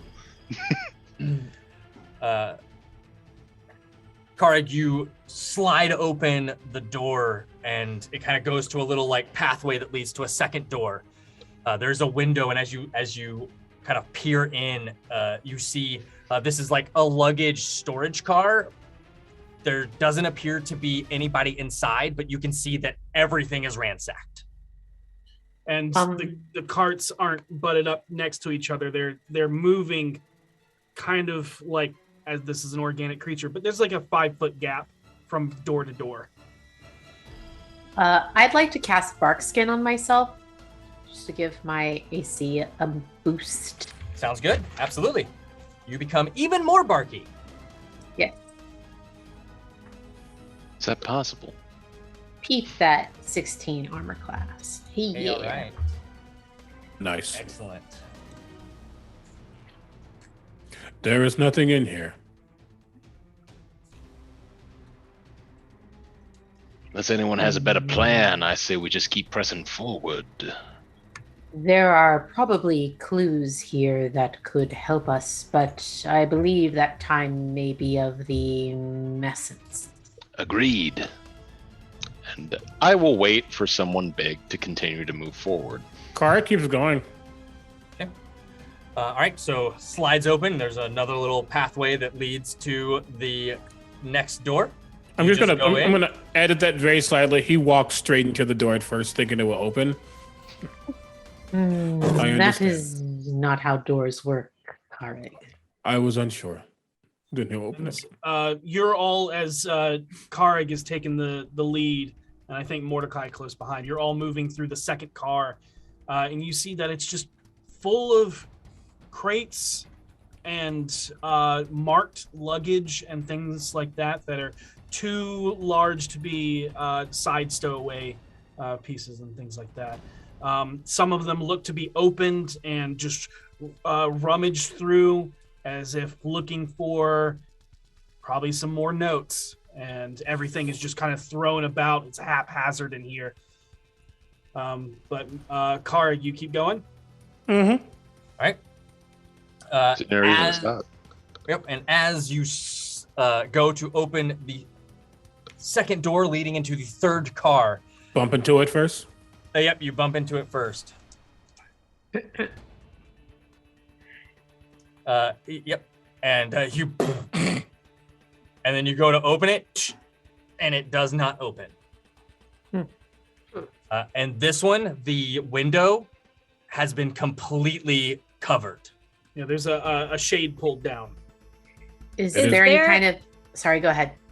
I was gonna say, is there like a visible lock we could see? There is a visible lock. I want to shoot it. Yeah, you do. Make that attack roll. I'll say, pardon me, Carrig. That'll be a 23. Do you pull the Peacekeeper and fire that, or do you use your musket? Ooh, wait, what does the Peacekeeper do again? The Peacekeeper is a +1 revolver. So it's a... Make your 23 a 24, and... Yeah, if you scroll up a little bit in the Zoom chat. Yeah. So it has it's 2d6 piercing +1, so it does 2d6 +1 damage. I might stick with my musket. Okay.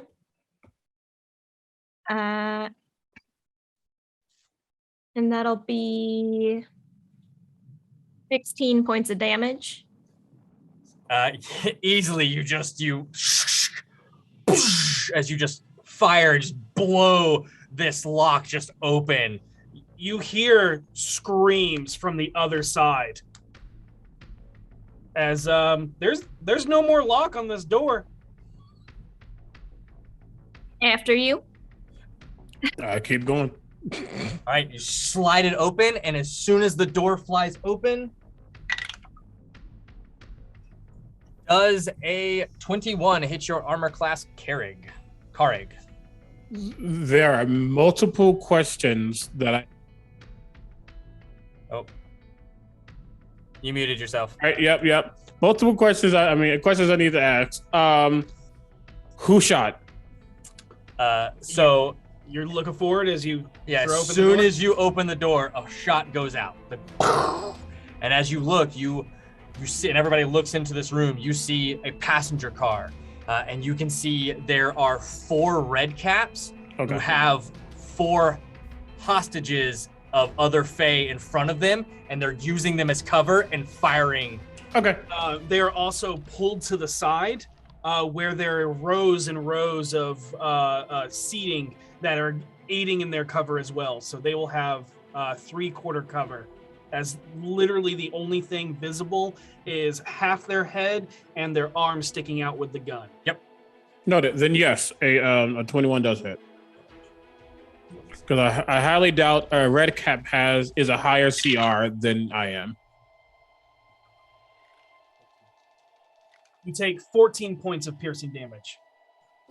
And then 2 more shots go off, but they hit the side of the wall next to you. And something that you start to notice is that their shots are just sort of wild. They're just kind of aiming and firing in your direction and hoping that some of them stick. Yep. But with that, I need everybody to roll initiative. There we go. It's very strong stormtrooper vibes. Got it. Yep. When they hit, it hurts, but they gotta hit. They gotta hit. Okay. All right.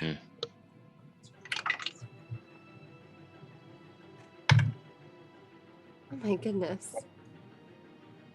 This is why I use D&D Beyond. Into Beyond. Your It's dice fair. rolls. D&D Beyond. It's a business. 25 to 20. 20. Do not question the fairness of D&D Beyond. I will. As someone who loves it. Goes first. 20 to 15. Oh no. Rip, y'all. 15 to 10. 11. Well, 13. I'm so sorry. I had a 22 13, 12, out of 20. 11. I don't know why I said that. It doesn't matter. You still Okay. go first. 12. 11, 12, 13. Gotta love it. Oh no. Katie. All right.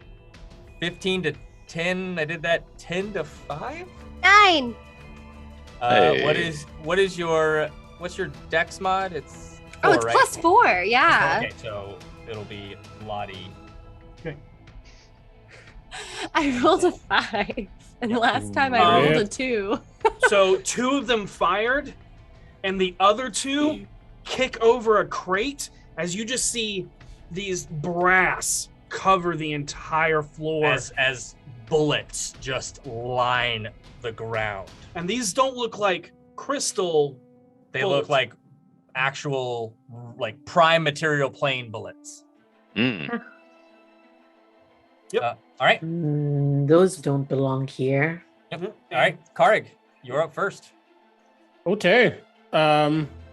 You will hear a yell from Vixian once more as I use my malevolence as a bonus action, going back up to my better AC, so these things don't hit me that easily.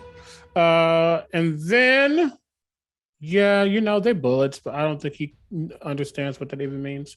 How far is the closest one? It's like 60-foot train cars, so they're at the very far end. They're at the very far end. Noted. Yep, you can see there are a few other civilians just cowering behind their seats. But okay, then that's cute. Sorry, really quickly, I need to look at one thing to see if I can do multiple targets. I am unsure.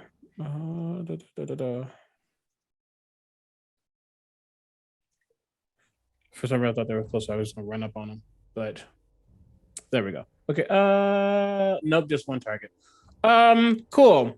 I will look at the red cap that hit me, and I'll just point Vixian at them, and I'll say, "That wasn't very smart, but never mind." And the end of Karek begins to, the tip of it begins to heat up, and at the same time, the gun that they are holding begins to heat up as I cast heat metal. Nice. Ooh.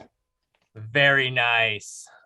All right. So they will immediately take damage, and they need to make a con saving throw.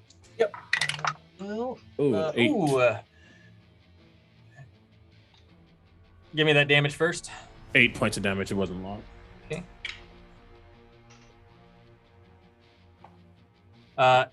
You hear the and you watch as tink, tink, tink, tink, tink, the gun clatters. The gun wand clatters to the ground as they cannot hold it anymore as it hurt. And they failed that con save because I'm assuming a 8 fails. It surely does.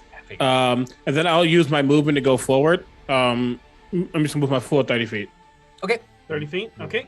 You move up right to the edge of the brass that looks like could be difficult terrain or possibly work like Grease. No, the Logan. What is it? Ball Spike bearings. What? Ball bearings. Ball bearings. Yes. Okay. Make liberal use of your ball bearings if you have them. All right. And That is me. And just so you know, the door is wide enough for one person to fit through at a time. So it is a funnel, if you will. But So I've Trixie, already funneled through. Yeah. Yep, you are up next. There are plenty of, just so you know, the like seats and benches of this passenger car 100% can grant you cover if you so wish to jump behind. Yep. If you stay behind the seat, it will give you half cover. They get 3/4 because they also have the passenger. Yep. Did I take the thing that ignores cover? Here's open. Sharpshooter. I don't think I did. Rip. You can shoot Damn. through them. I'm sure the Double bullets will go through. homicide. I'm still gonna try to shoot one. Okay. Do you move inside? Yeah, I move inside the car. I don't go to the brass yet. Okay. Do you move and kind of move immediately to the side and kind of duck behind one of the seats? Yeah. Kind of take aim and fire. Okay. All right. Go. Do you want to hit the one that Karik hit or one of the other ones? One of the other ones. Okay. All right. Go ahead and take aim and fire. I got some bad news. The natural one. Ooh. Go ahead and roll damage. Oh, does that hurt you? Probably We're about to backfires. find out. Yeah, when you're a gunslinger, it surely does. Ooh. 4. do No. nothing. 10. A 10. Yeah. So as you go to fire, nothing happens, and that crystal just explodes as shards kind of kick back into you.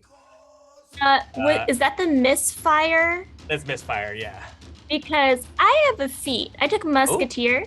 Okay. So, you ignore the loading and misfire properties of the blunderbuss flintlock or musket. Okay. All right. Fair enough. Then in that case, it does not misfire and it does go off. However, at the last second, you watch as the red cap moves the passenger in front, and you watch as poof, the shot just hits, and you watch as, and then they just go limp. That's worse. Oh no. Rip. Can we get an F in chat for our innocent bystander, please? Thank you. That's your first shot. You got another shot. Well, I'm gonna aim for the same one since their meat shield is dead now. They're only at half cover now, yeah, because their cover just fell to the ground. See, strategy. That was almost so badass. But no, this is a mere. I have to do math. Oh my god, my brain. 17. 17 hits because they're at half cover now, not 3/4 cover. So 17 will hit. As like you fire and just almost like it was planned. You fire, they hits, they collapse, you fire again and hit the now open red cap. That'll be 19 points of damage. Oh, and you just splatter that red cap against the back wall as it just collapses to the ground as well. As the passenger drops, it kind of smiles and gets lost in the bloodshed because it's a red cap. And as it looks back up to you, just kind of like almost admiring your work, all of a sudden the next bullet goes straight through its head. Yep. They drop across the back wall, Jackson Pollock style. There's the ugly part of Trixie. Gotta break a few eggs to make an omelet, you know? Yeah, you do. All right, moving and then forward, I duck behind Mordecai. Oh, I love it. Cute, adorable little mouse, badass gunslinger. All right, Mordecai, what are you doing? All right, what are we looking at here? What's the you've got grouping? 3 more. There is 1 on one side that doesn't have a gun wand anymore, and then 2 on the right side that are taking aim and about to fire. Okay, one of them is down. One of them is down, yes. Okay, I shoot at the one closest to me. All right, you move in and move to the. Do you move behind Trixie to the other side? Do you just stand in the middle? I'm moving the other side, take the cover, and fire the crossbow over. Okay. I'm gonna hit civilians no matter what. Every shot is an explosive shot from this crossbow. Womp, womp, womp, womp. Well, yeah, it's their time to go into that casket. Yes, it is. Everyone ends up in a pine box eventually. Attack. Yep. 24 to hit. You attacking the unarmed one or one of the other 2? Attack the unarmed one. Okay. That's my speed. It hits. It explodes. There are actually less casualties in this attack. Ah, that's a low damage roll, though. 6 points of damage. Red cap goes down, as does the commoner. I forgot to mention I do have 2 attacks. Okay. I'm not laying down some hard trappage. So both of them on the left side are down. There are just 2 more on the right side. On to the next. All right. That'll hit. That's a 29. 29, yeah, that'll hit. And that is 17 or 16 points of damage. Oh, yeah, and you catch the, Red Cap is holding the passenger, just peeking out a little bit, and you catch it literally right in the eye as it hits in and then explodes. The head explodes, and shrapnel goes in. Let's see if the other Red Cap... other Red Cap got a 17 on their dex save. That's a save. All right, and then... Oh, I got it. And then natural 20 on the commoner. That's a save. Hey! Someone may live today. Got a 4. So one of the passengers, the one that gets let go in this moment, dives underneath one of the seats as this explosion goes off. Yep, but the one that the other one is holding just gets shrapneled and goes limp, and so now this last Red Cap is now at half cover instead of 3/4. Peep, it is your turn. Yep. Yeah. At this point, all of the Red Caps have had the chance to take a turn, correct? Prior to us, none of them have taken a turn yet, right? No, that is correct. Awesome. Yeah, they got that a is surprise lovely. round, but they haven't done anything this round. Cool. So, I guess that's the question, is they've had the chance to do a hit. So cool. Then that one won't apply, but the other one will. So, Peep is going to kind of lunge forward, kind of just pushing past all of the seats, not even caring about trying to keep distance, and lifts up essentially their sword arm and kind of drives it towards them, almost like a punch. Okay. As if to stab through them instead of slice. All right. And they are 60 feet away. Just so okay. You know. Then I will just, if that is the case, then I will just use my my action and then my bonus action to dash to get right up in melee with them. Okay, go ahead and make a dex save. Cool. That is going to be a 17. No, 17? sorry. No. Way more than that. 21. Okay. Oh yeah, you do not slip on the gun casings on the ground. The bullet casings as you move through. Can you dash? You said you can dash as a bonus action? You can do. No, sorry, not as a bonus action. But your action is to dash. Got it. I was gonna say if you could dash as a bonus action. Yeah. My action. That's what I meant to say. My action is to dash all the way through. Perfect. And you get right up on this Red Cap. You are now right up on it. If you have any bonus action type attacks, I guess I'll cast Shillelagh on my other hand. And you on my club absolutely, yeah. Shillelagh, here we go. It grows these thick, thorny vines that wrap around it, and these other burl nodules grow on a limb that is broken from an old tree and grown over, extra hardened. I do have to check one thing real fast. Okay. Nope, we're good. I just needed to make sure that it was not a concentration spell. And it's not, so perfect. We're good. All right, and at the end of your turn, if Shillelagh was a con spell, I would hate druids even more. Continue. Yeah. You watch as the bullet casings on the ground begin to vibrate and rattle as they begin to move in together, and you watch as they begin to take shape, as they form up. And there's the line, the one bullet, full bullet, a long rifle bullet is at the tail end. And then there's smaller bullets that kind of butt up against each other and grow wider and wider until there's this large cobra-like flare to it. And at the base is a revolver.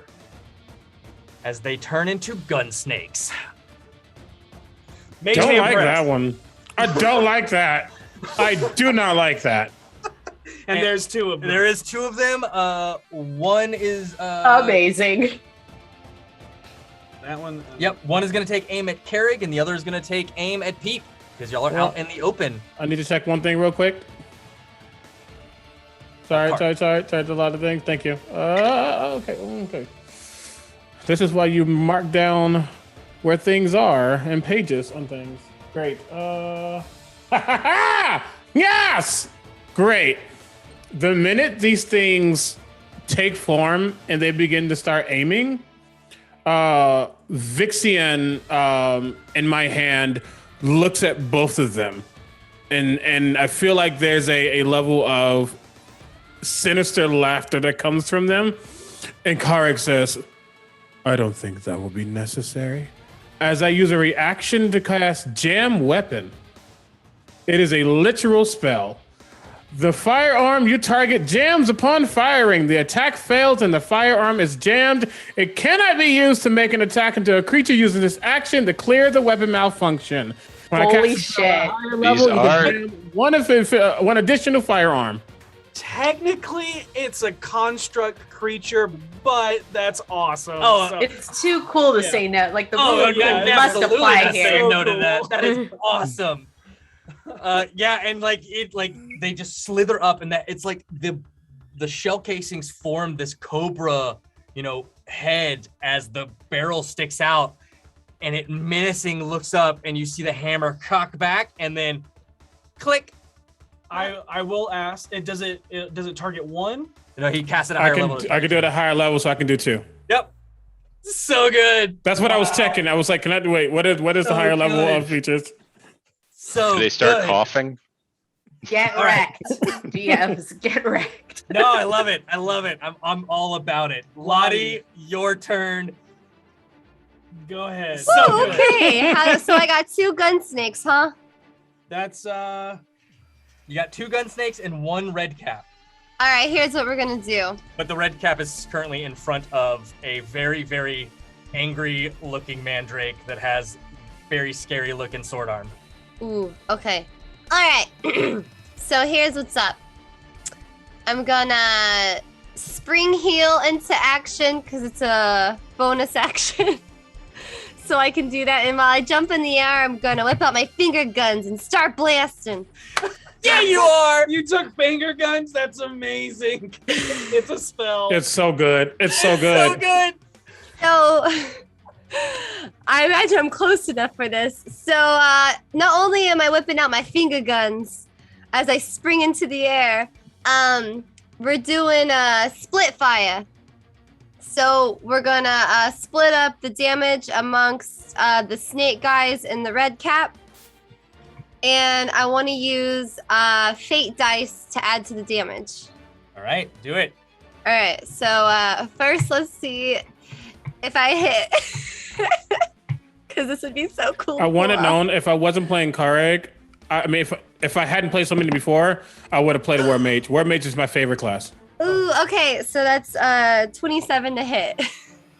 27 hits, and now you can separate your damage between all 3. So instead of rolling 3d8, I believe it is, you'll It's roll D10. D10. So instead of rolling 3d10 on one, you'll roll 1d10, 1d10, and 1d10.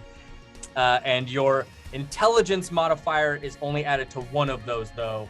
And then your fate dice is only added to one of those, just so you know. So choose which Okay. one just gets a d10, one I'll gets a have- 25. So the one that adds intelligence modifier will be one of the snake. Like Okay. the other two, the 2 stronger ones will be snake guys. Got it. Okay. So that's gonna be 7, 4, 8. Okay.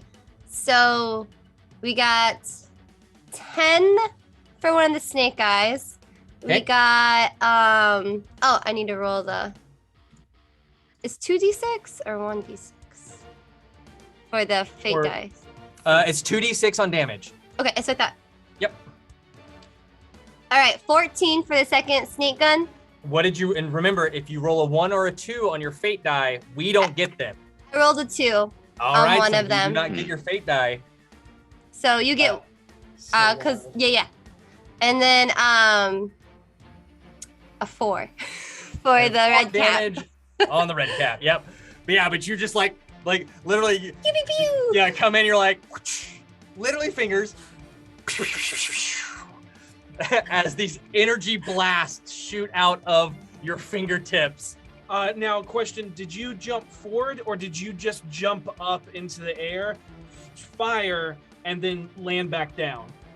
So the idea was to kind of take him by surprise. So, like we had just entered the room, right? Yeah. Okay, I was hoping to kind of like hope they didn't see me and surprise, but I never rolled stealth, so I can't use a surprise attack. So I jumped up in the air, like straight Great. up. So you're still, Lottie, you're still in the doorway. All right. That. Oh, I'm missing. Okay. All right. The one red cap in front of you, Peep. You watch as they drop their gun wand and pull out this wicked sickle as they go to swing, kind of carving up, trying to cut as many branches and leaves off of you as they can. Ooh. But that's a natural 20 to hit. Ooh. We're sorry. Ow. Death ward. 19 points of piercing damage. Slashing damage. Sorry, slashing. Sure. Cool. 17, you said? 19? 19. Oh, Yep. cool. As it just slices right up and just... Seems more well-versed with this type of instrument, although it does less damage. So easier to hit, less damage. Typically. Normally. Trying to harvest me before my time, not about it. That brings us to Karek. Okay, so I'm next to these gun snake things. That And just so you know, it attacked you 3 total times, but it only hit the once. The other 2 just missed wide. Yep. Because one was a 9 and the other was a 10, which I know don't hit. So, but Karek, go, you're up. You see, I'm next to these gun snake things, and does it look like? I mean, I don't know. I'm asking a question. I'm just asking regardless. Does it look like they had a way of attacking other than their weird gun appendage? There's no other obvious. I mean, they could bite. I don't know what gun snakes are. It does not appear to have anything other than a gun barrel coming out of its face. That's valid. No. No. I will look at the one that definitely tried to shoot me and say, "This might not hurt you because you look like you are inanimate, but I will hurt you anyway." And then I will attack. Well, as I say that, there's like a weird grovelly sound that comes out of my throat that Vixian also echoes as I cackle, which is me just continuing my hex without having to actually cast it again as a bonus action. Great. And because of that, I'm gonna attack this thing 3 times. Do it. As I also use a relic charge for my sword. So first attack will be hold on, sorry. Does a 19 hit? 19 hits. Great. What is that? Yeah, 25 to hit. 25 hits. And then with the last one, that is a natural 1. All right. Okay. So that's going to be 2d8. Trixie, you are on deck. Mordecai, you are in the hole. You want to figure 14, 26. 26 points of damage plus when I use a when I cast a first level spell or higher, I can siphon some of the magic into the weapon. I cast heat metal. I cast heat metal before is what got into the blade. Next time I hit with the weapon, I can deal additional force damage equal to twice that spell's level. So that would be an extra 4 points of damage on top of that. Okay. Nice. And that's to. Did you separate that, or is that total?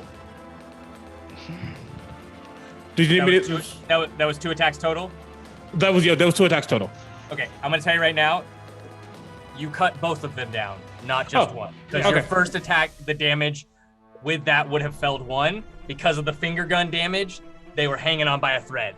Gotcha. So you bring it over and you cleave one and just continue cleaving into the other and just bring them back into the pile of bullets that they once were. Just sprays across the ground once again. Yep. Okay, then if I would have attacked twice, the first 2 and they would have downed them, I wouldn't have used that 3rd attack. That's fine. Okay. Yep. And then I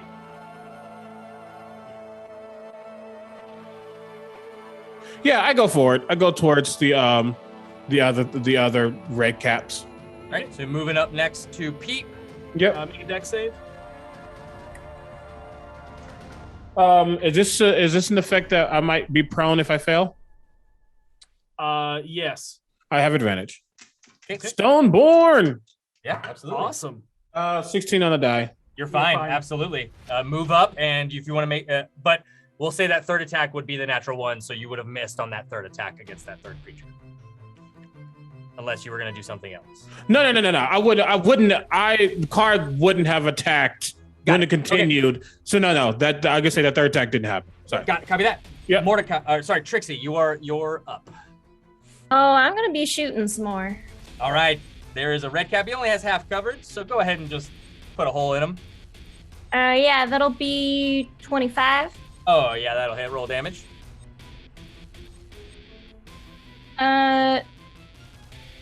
15 points of damage.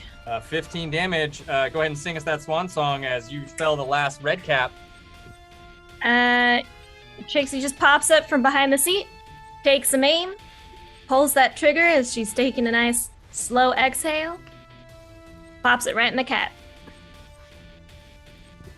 All right, yeah, and with that, they just collapse to the ground like wall and just slide down the wall. There's a little bit of like unease from the passengers, as there was definitely some innocent bystander casualties, but for the most part, they're not sure if you're good guys or another set of bad guys, but regardless, the way through is clear. Yeah, we're making great time. I would suggest you all move to the back of the train. And they all kind of shake their heads, not sure if it's in a threatening tone or if it's a friendly tone, and they don't care. And they move. They just all move towards the back as y'all continue to move forward. And I'm going to continue. As I keep going, there's a constant sound coming from him and Vixian as I continue the cackle just to be safe. Hey, get a good distance from him. All right. And as you burst into the next cart, you see this leather coat making their way up some stairs, or not stairs, ladder. So not ladder. So there's a hatch in the opening, and it's open in the center, and so you see this coat kind of billowing a bit that kind of just goes up. So you catch just the slight catch of it. I'd say Pete and Mordecai. Who had the 16? Mordecai. 16. The two of you catch this at the tail end as it's moving. Also, just to keep myself honest, I rolled a concentration check because I got damaged on my bark skin, and I'm okay. Okay, perfect. That sounds great. This cart is a dining cart, and so this is where tables and like where people eat. There's a bar, but nobody is in here. It is completely barren. There is one body, and you see it is a guard. It's time to leave the train, everyone. And Pete, I'm going to say you're tall enough to reach the roof of this train car. Yeah, I will immediately start like offering my hands to the smaller ones to kind of help lift them up onto the roof. With your 21, as you get close enough so people can walk up you, you hear the clitter clatter of what sounds like hooves on metal on top.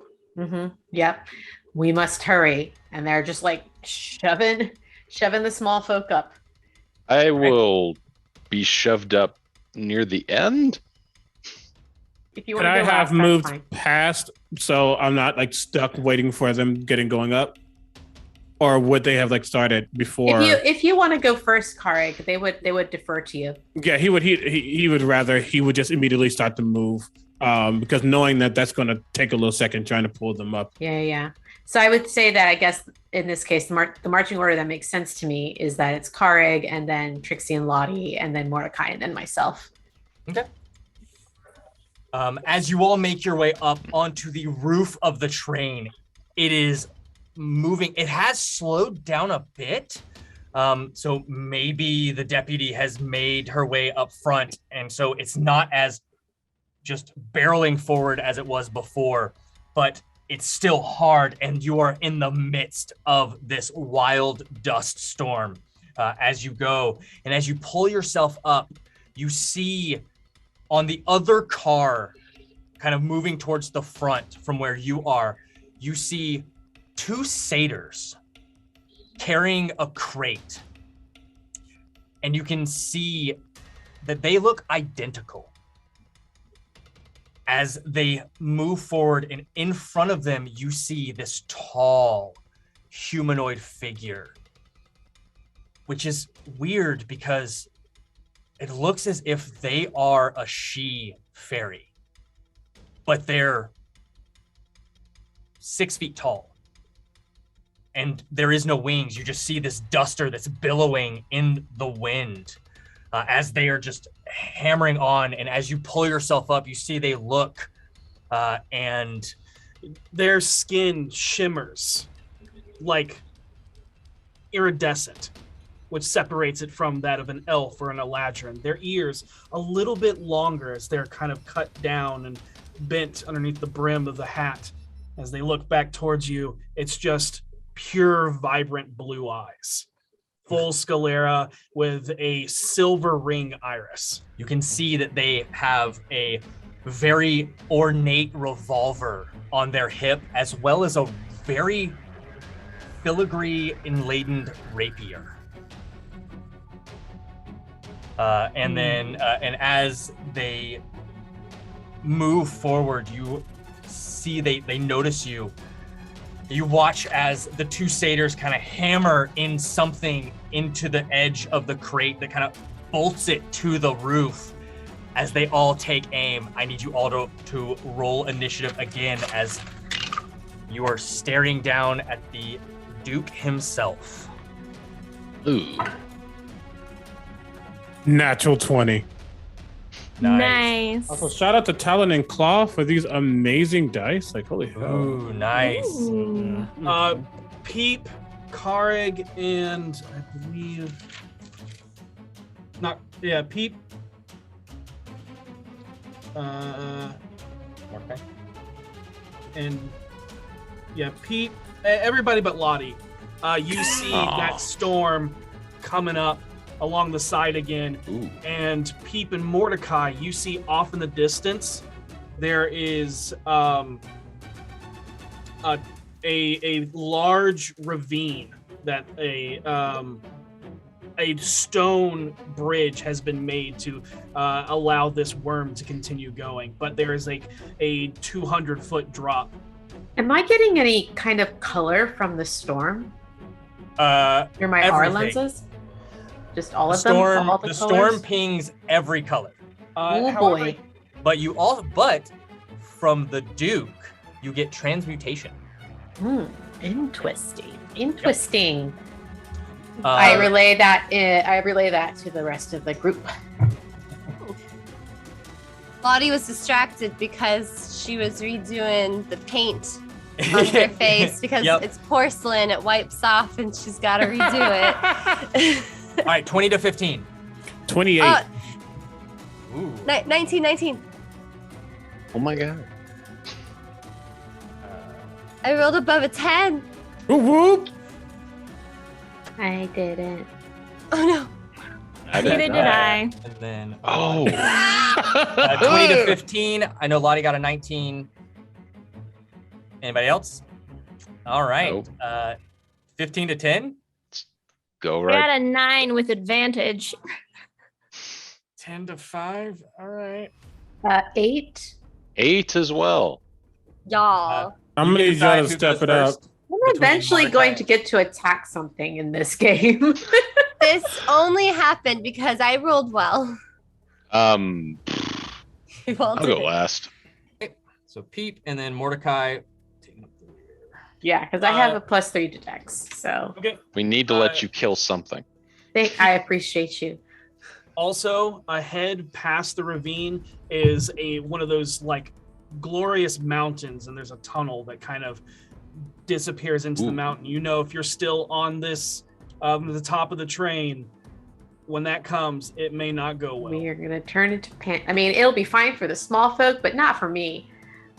It's not gonna end well. All right, Karik, you are up first as you see them. They are probably, I'd say, 50, 60 feet away. That's fine. I love hexes. I love witch hexes because you can concentrate on a hex and a spell. And some hexes don't require concentration. The one I currently have doesn't. 2 rounds, because I mean. But this is how this happened. This is how this attempts to happen. I'll say that. I point my sword directly past through the 2 satyrs directly at the Duke. Mm-hmm. And I speak in primordial, just as, and I'm screaming, no. I need them to make a Constitution saving throw, please. Ooh. All right, what are you doing? I'm using one of my hexes, Ruin. Okay, you need a con save. Yep. All right, con save.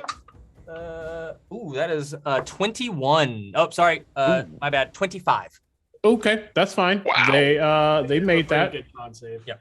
Hey, no, that's valid. That's valid. I'm not mad at you. Save big money at Menards. I'm pretty sure it doesn't go through, which is fine. And seeing that, I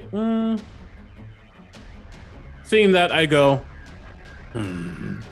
Vixie, and it didn't work. I'll try something else. Can they make, as with my action, can they make a wisdom saving throw? Oh, that was your bonus action? Sorry. Let me go through all this real quick. Pentacle of Woe. I changed Ruin from a bonus action to a bonus action. Okay, got it. Now I'm casting using an action. Okay, got it. Wisdom save? Yes. That's a 13. Fail. They're gonna burn a legendary resistance and are going to resist that. Oh, you lucky! Legendaries. I guess use my 1 5th level spell on you. I tried to hold monster. Yeah, you watch as the magic hits them, and there's this ripple, and you actually watch as they just almost like take it and peel it off of them, look at it, and then just blow it, and it turns to leaves and flower petals as it blows away. Then I look back at Vixian. That one didn't work either. What should I do? That's my Try harder. And turn. That's my turn. Get good. Get good, Gar. Granite them, Mr. Granite Man. I will go forward my 30 feet though. Okay, cool. You move forward your 30 feet, and you hear, like, everybody can hear Vixian go, plunge me into him so I can taste him from the inside. You can't taste anything. You don't have an actual mouth. And at the end That of is your a very turn, narrow the Duke view is of going to use a taste. legend. Sorry, at the end of your turn, Duke is going to use a legendary action, and is going to. I'm sorry. He's gonna do what? A legendary action. No, he's not. Because I can use my reaction to negate that legendary action. Really? Awesome. Do you have that feat? I have the Iron Hero feat. Yeah, you do. Neat. Wow, such a Neat. cool feat. Wow. So I guess as he pulls that Yeah. revolver, you hear Vixian go, that's what I'll eat. I'm telling you, Mage Hand Press, amazing, y'all. Okay, all right, and as this happens, like, you see, like, there's this, like, shimmer of red that comes off of Vixian and then around him as it kind of halts him for a second. And he just looks up and smiles as now it's his turn. As he will draw, take aim, and fire. Do not perceive Karik. I'm dead. I'm dead. I'm dead. I'm dead. I'm dead.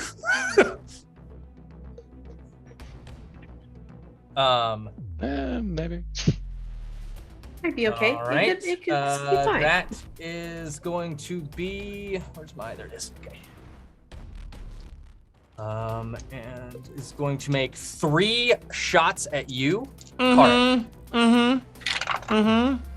I should have saved my reaction. One will definitely miss, but Nice. a 21 Yep. and a 22. Yep. All right. You're gonna take 11 piercing and 11 piercing, so 22 piercing total. Noted. All right.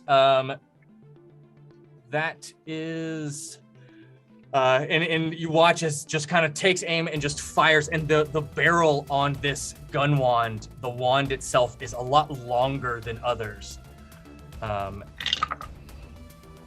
It is now the twins' turn, as they quick draw their revolvers, and just unload on everybody is getting shot twice, as each of them have 5 attacks. What? Ooh. Okay. So I know what my reaction is going to next turn. Use me? So y'all, it's very possible I won't get to attack at all in this session because I'm probably gonna die. No, you're How not. much HP do you have?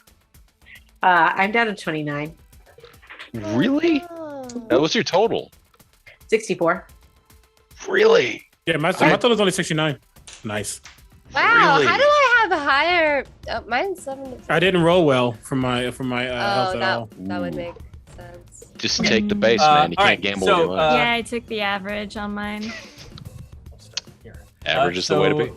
Trixie, a 12 and a Misses. 22 to hit. Hits. Okay. Peep, a 7 and a Misses. 9. Both miss. Ooh, nice. Yay, all right.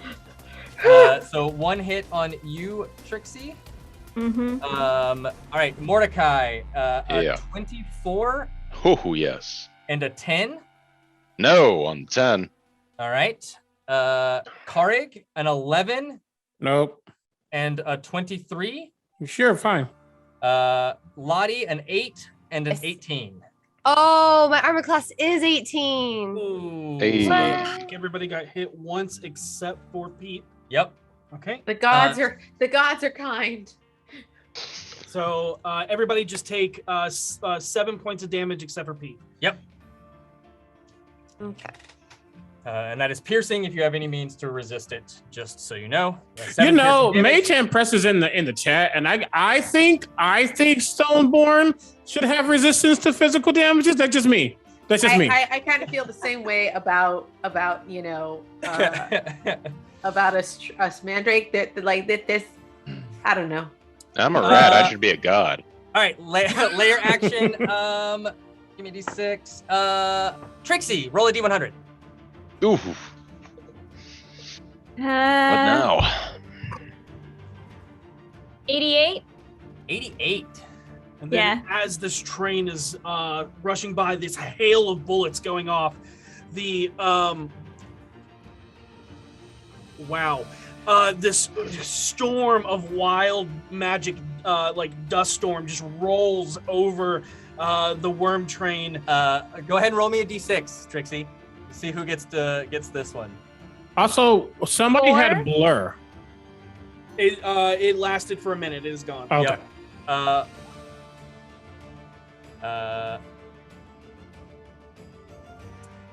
Karig, for the next hour,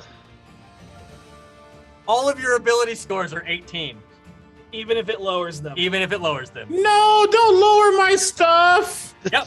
Your con score's got to be higher now, though, right? That is. So I'll let you deal with that before it gets to your turn. I'm sorry. Holy but Mage and heck. Press has their own wild magic chart. Yep. It is wild. Heck. Lottie, it is your turn. That affects my DCs. Holy capoodle. Oh my goodness. All right. Well, we're breaking out them finger guns again. All Watch right. out. Watch out. All right. How far away are they from me? 60 feet. Okay. So we'll do force damage again. If you're attacking one, or are you splitting it up against all of them? Can I split between two instead of all of them? Yeah, Okay. so one would get 2d10, one would get 1d10. That's how it would split. The D10 wouldn't split down the middle. Like the total. Correct. So it would be one Okay. would get 2d10, one would get 1d10, and then you would determine who gets your +5.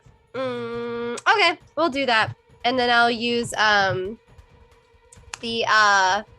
Dice of Fate again with that attack. Okay. So first, let's see if I hit. Who are you attacking? I'm attacking the two twins. Okay, attacking the twins. Got it. I feel attacked right now. I just feel like I should Is express a 13 hit? A 13 does not hit. Dang it. Yep. Well, That was, yep. So yeah, so you, I just looks like I do this. yeah, and you watch as they just like kind of duck real quick, and it just goes wide as the train just kind of like jostles a bit, and your shot goes a little wide. Oh. All right, so that's your action. Is that your turn? I want to hop up, like, well, I guess I only get one action, so never mind. Yep. I mean, you can move if you want. Yeah, I want to bonus action jump, spring heal again, and move to be behind one of the bigger guys who's closest to me. Karg is kind of moved up 30 feet, if I remember correctly, so Yep. you can jump right behind Karg. Yep, so you can move right behind Karg. Okay. Kind of giving you a little bit of cover there. At the end of Lottie's turn, the Duke is going to take a legendary action and is going to fire at you, Lottie, as you're jumping through the air. Oof. But we'll miss as you duck down and kind of move behind as it goes wide, because 12 I know misses you. All right, that is now Trixie's turn, and Pete, you are on deck. I'd like to bring out that Peacekeeper. Yeah. And I am going to take aim at the big one, at the Fey elf. All right, take aim at the Duke. Oh and- gosh. Hold on. And so as an action on the Peacekeeper, you can take aim. Hold on, let me look. Yeah, as an action, you can charge the firearms, alternate firing mechanism, shooting a 60-foot or creature 60 feet within you to make a DC Dex 13 Dex save or be knocked prone and restrained. So that if you want to do that's what the I bolas, wanted to do. oh, you want to do that? Okay, great. I do want to do so- that. All right. So that is going to roll. That is going to burn the second legendary. And go ahead and Get roll out of it? because you made them burn a legendary resistance. Yep. So it did wrap around them, but you see them just scream out and like snap their fingers as it's wrapping around their legs. It just starts to burn away into embers and just flashes. Roll a d6. Got a 6. You're still good because on a 1 or 2, it loses its ability to do that until the next dawn. Yep. Okay. And I have a second attack. So that it takes your full action to fire the bolas, though. Oh, okay. Never mind then. Yep. But just to remind everybody, it grapples and restrains. And if they try to break free and fail, they take radiant damage as it sears into their skin. It's real fun. Peep, it is your turn. All right. So how far away are they from me? So they are 60 feet from you. Sweet. So I am going to first. Which of the is it Trixie that's closest to me and Mordecai?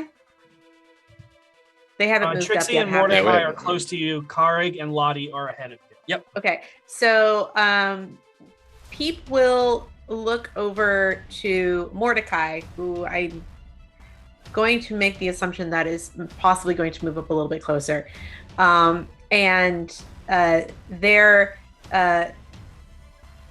their kind of club-like appendage sort of moves in like this strange pattern as they use and like on the end of that club-like thing is like kind of like this almost like metallic cap with like etchings on it.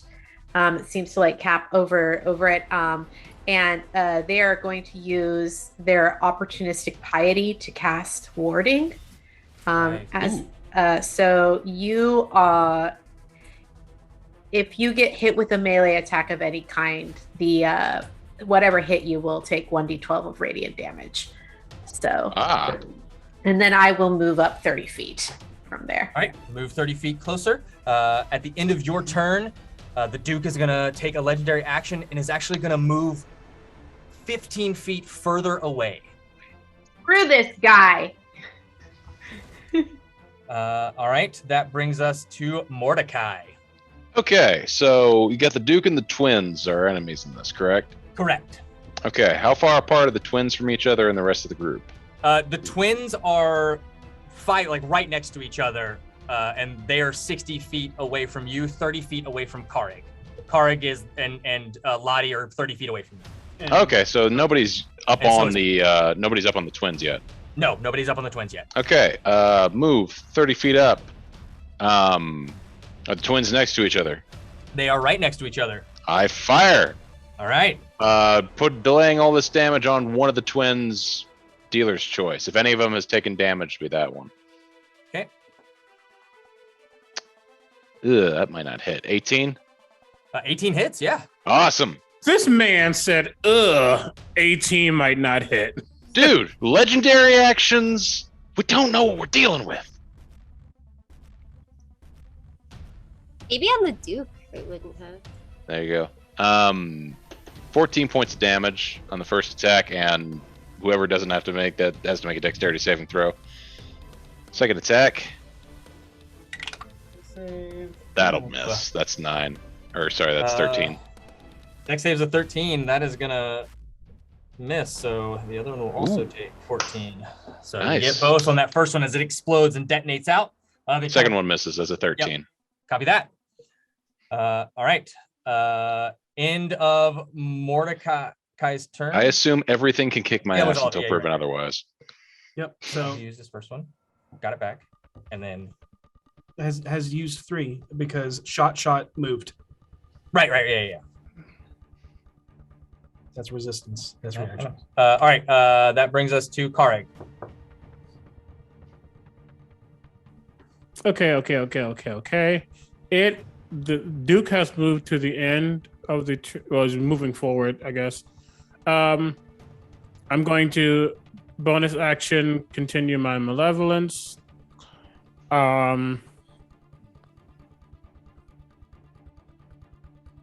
Yeah, and I'll just get up to the 2 satyrs.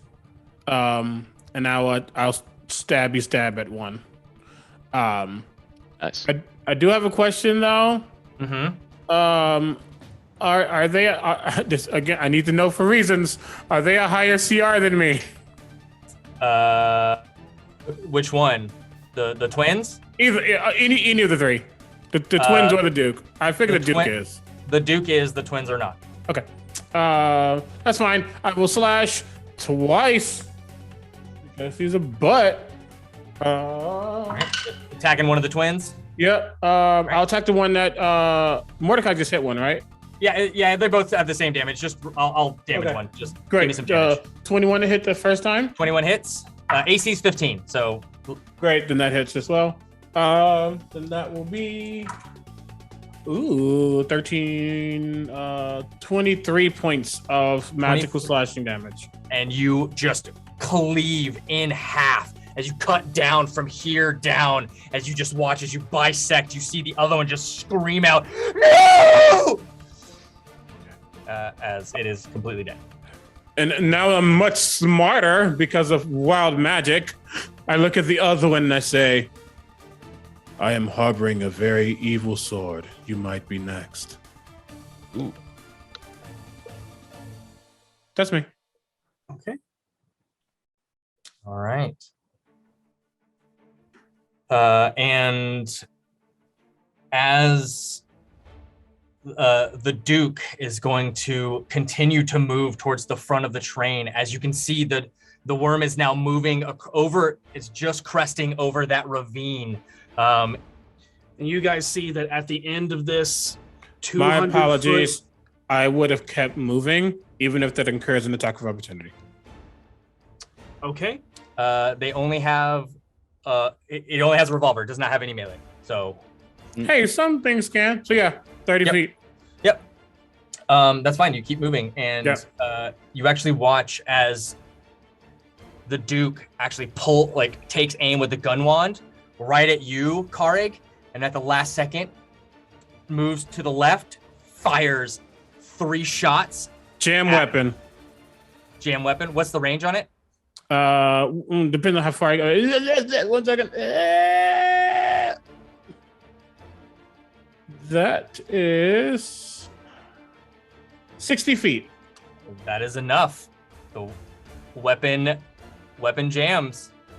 As you watch as he just it clicks, looks at it. There's no save on it. It just happens. There is no save. Okay, it nope. is a reaction. And as you look, because you're smart now, as you look over. Because you're smart now. Sorry. That 18 intelligence bump was actually aiming at the twin. Interesting.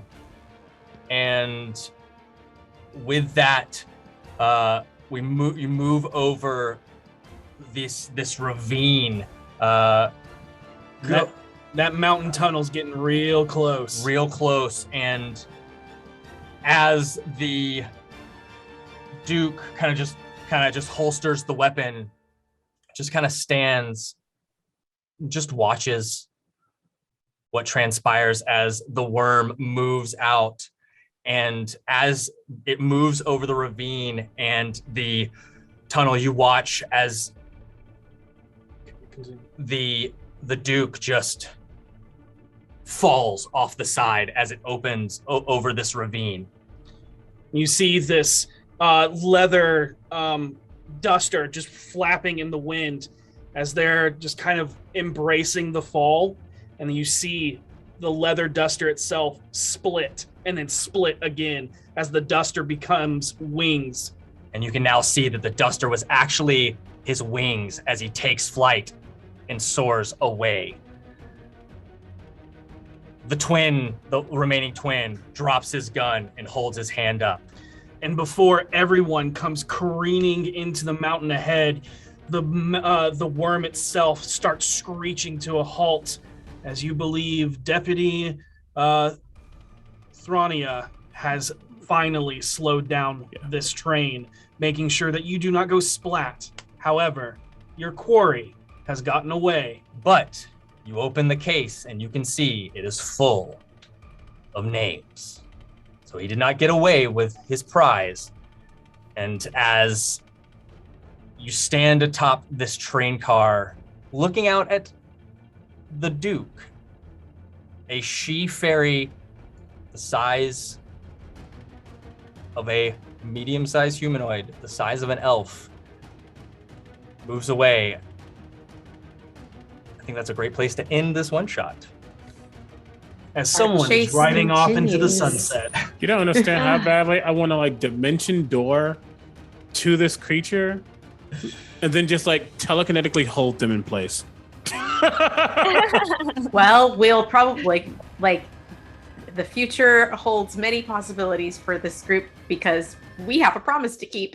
It's true. Mm-hmm. It's true. You did recover the notes. You did recover the notes, but the Duke is still at hand. Yeah. So you never know what duty calls next for this ragtag bunch of do-gooders. I mean, I don't know about we're that. I wouldn't go basically that far. the Suicide Squad of the Feywild. Yeah. Yes. 100% yes. Before we sign off, there's a voice that echoes in your mind, Karig, that does not echo out loud like it does sometimes. And it says, "You could easily just push them all over after you stab them in the back with me." I think that's where we're gonna end tonight's session. Let's better pick up. Ooh, honestly, if that wild magic surge hadn't happened, he might have. Yeah. Oh yeah. Thank you all Not so much very for joining bright. us for this Feywild West one-shot showcasing Mage Hand Press's Valda's Spire of Secrets. So many good stuff. Every single character here, I absolutely fell in love with the moment that you sent me your character concept. Just so much fun. I wish we had more than 3 hours just to showcase more of these amazing personalities. We know it was combat heavy, but a lot of the things in Mage Hand Press, are built for, having your characters do really cool abilities. You wanted to try and show those off. Yeah, we wanted to give everyone a moment to shine. We hope you enjoyed it as much. But before we sign off, let's go ahead and everybody tell us where we can find you on the internet. We will go ahead and we will start with Aki. Buddy, I'm Aki. You can find me over on Twitter at MixGenie in a Bottle. That's MXGINIINABOTTLE. My entire streaming schedule can be found on my personal Twitch channel, twitch.tv/ShidariAki. That's SHIDAREAKI. You can catch me. The next thing I'm doing this week will be Let's Get Wildmount on Saturday at 1:30 p.m. I play with this awesome person over here that I'm pointing to. Critical Bard, yeah. And let's go ahead and send it to Critical Bard, Omega. Oh, well, hi. My name is Omega Jones, also known as Critical Bard. I want to specifically point out that we were level 10. I played 9 levels of Witch, who does Steel Magic, and 1 level of an auxiliary level, which is a new thing that Mage Hand Press has, which is the Relic Keeper, which is where Vixian came from. So it's really cool how you can customize the character how you want it to be. So definitely make sure you check out this Kickstarter if you can. You can catch me many places at Critical Bard across all social media channels. Like I said, today is what? Tuesday? Yeah. I feel like I'm doing something Wednesday and I don't remember what it is. I do not remember what it is. Oh, tomorrow is the season premiere of Dice Ex Machina over on Saving Throw Show, in which I am joining as a main cast member. Is a contractual obligation, so I will be streaming on Wednesday. There's a lot of stuff happening. Do your own research for #ADayOfTwitch if that's something you're doing. But I will be on my channel and on Saving Throw Show. And I'm doing many other things. Just check out my socials. That's me. All right, let's throw it to Erika. Hi, I'm Erika Fermina, also known as A-Style Pixie, and you can find me all across the internet using that handle. Including my Twitch channel, which I stream usually Tuesday through Friday at 7 p.m. Pacific. And you can also find me at 6 p.m. Monday nights on Play Renegades Twitch channel for some Day of Destiny, which is a Power Rangers RPG actual play that Dustin is running. So it's very fun. All right, let's throw it to Logan. I'm Patrick Logan. I'm on D4. I hate this. You can't find him anywhere. No, it's very not true. even in real life. He is an enigma. It's true. All right, last but not least, the Katie Adkins, the Tiger Wizard.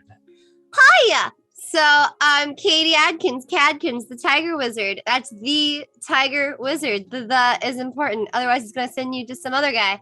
Anyways, you can find me on everything as the Tiger Wizard. And I mean everything. So awesome. And you can also find me Sundays at 7 Eastern time on D4. So I don't do this lovely voice, but... Big, strong girl. It is. Big, strong girl. Very different. I'm Dustin Fletcher, one of the co-DMs of D4, with this guy right here. I'm Devin Henderson, the other co-DM of D4. Hey, you can find us every Sunday at 4 p.m. Pacific time, 7 p.m. Eastern time, right here on twitch.tv/RockPunchATL. And you can also find me every Monday at 6 p.m. Pacific time, at 9 p.m. Eastern time, GMing Day of Destiny, the Power Rangers RPG show on Play Renegade's Twitch channel. And you can find more, actually everything out about D4 at d4dnd.com. That is correct. Keep that Kickstarter going. It's the first day. They're at 79,000 the last time I checked. It could be way more. It could be way more. I'm looking right now. But keep it going. Get the it's just so amazing. This content. 91,000. Wow. 91,000. That is a $12,000. That is more than double of the original goal. That don't matter. There's on still the first more day. things to unlock. On the first day. Yep, still more things to unlock. Keep it going. Let's break records. It's such amazing content. And as always, be excellent to each other. May you always roll with advantage. Good night, everybody. Night.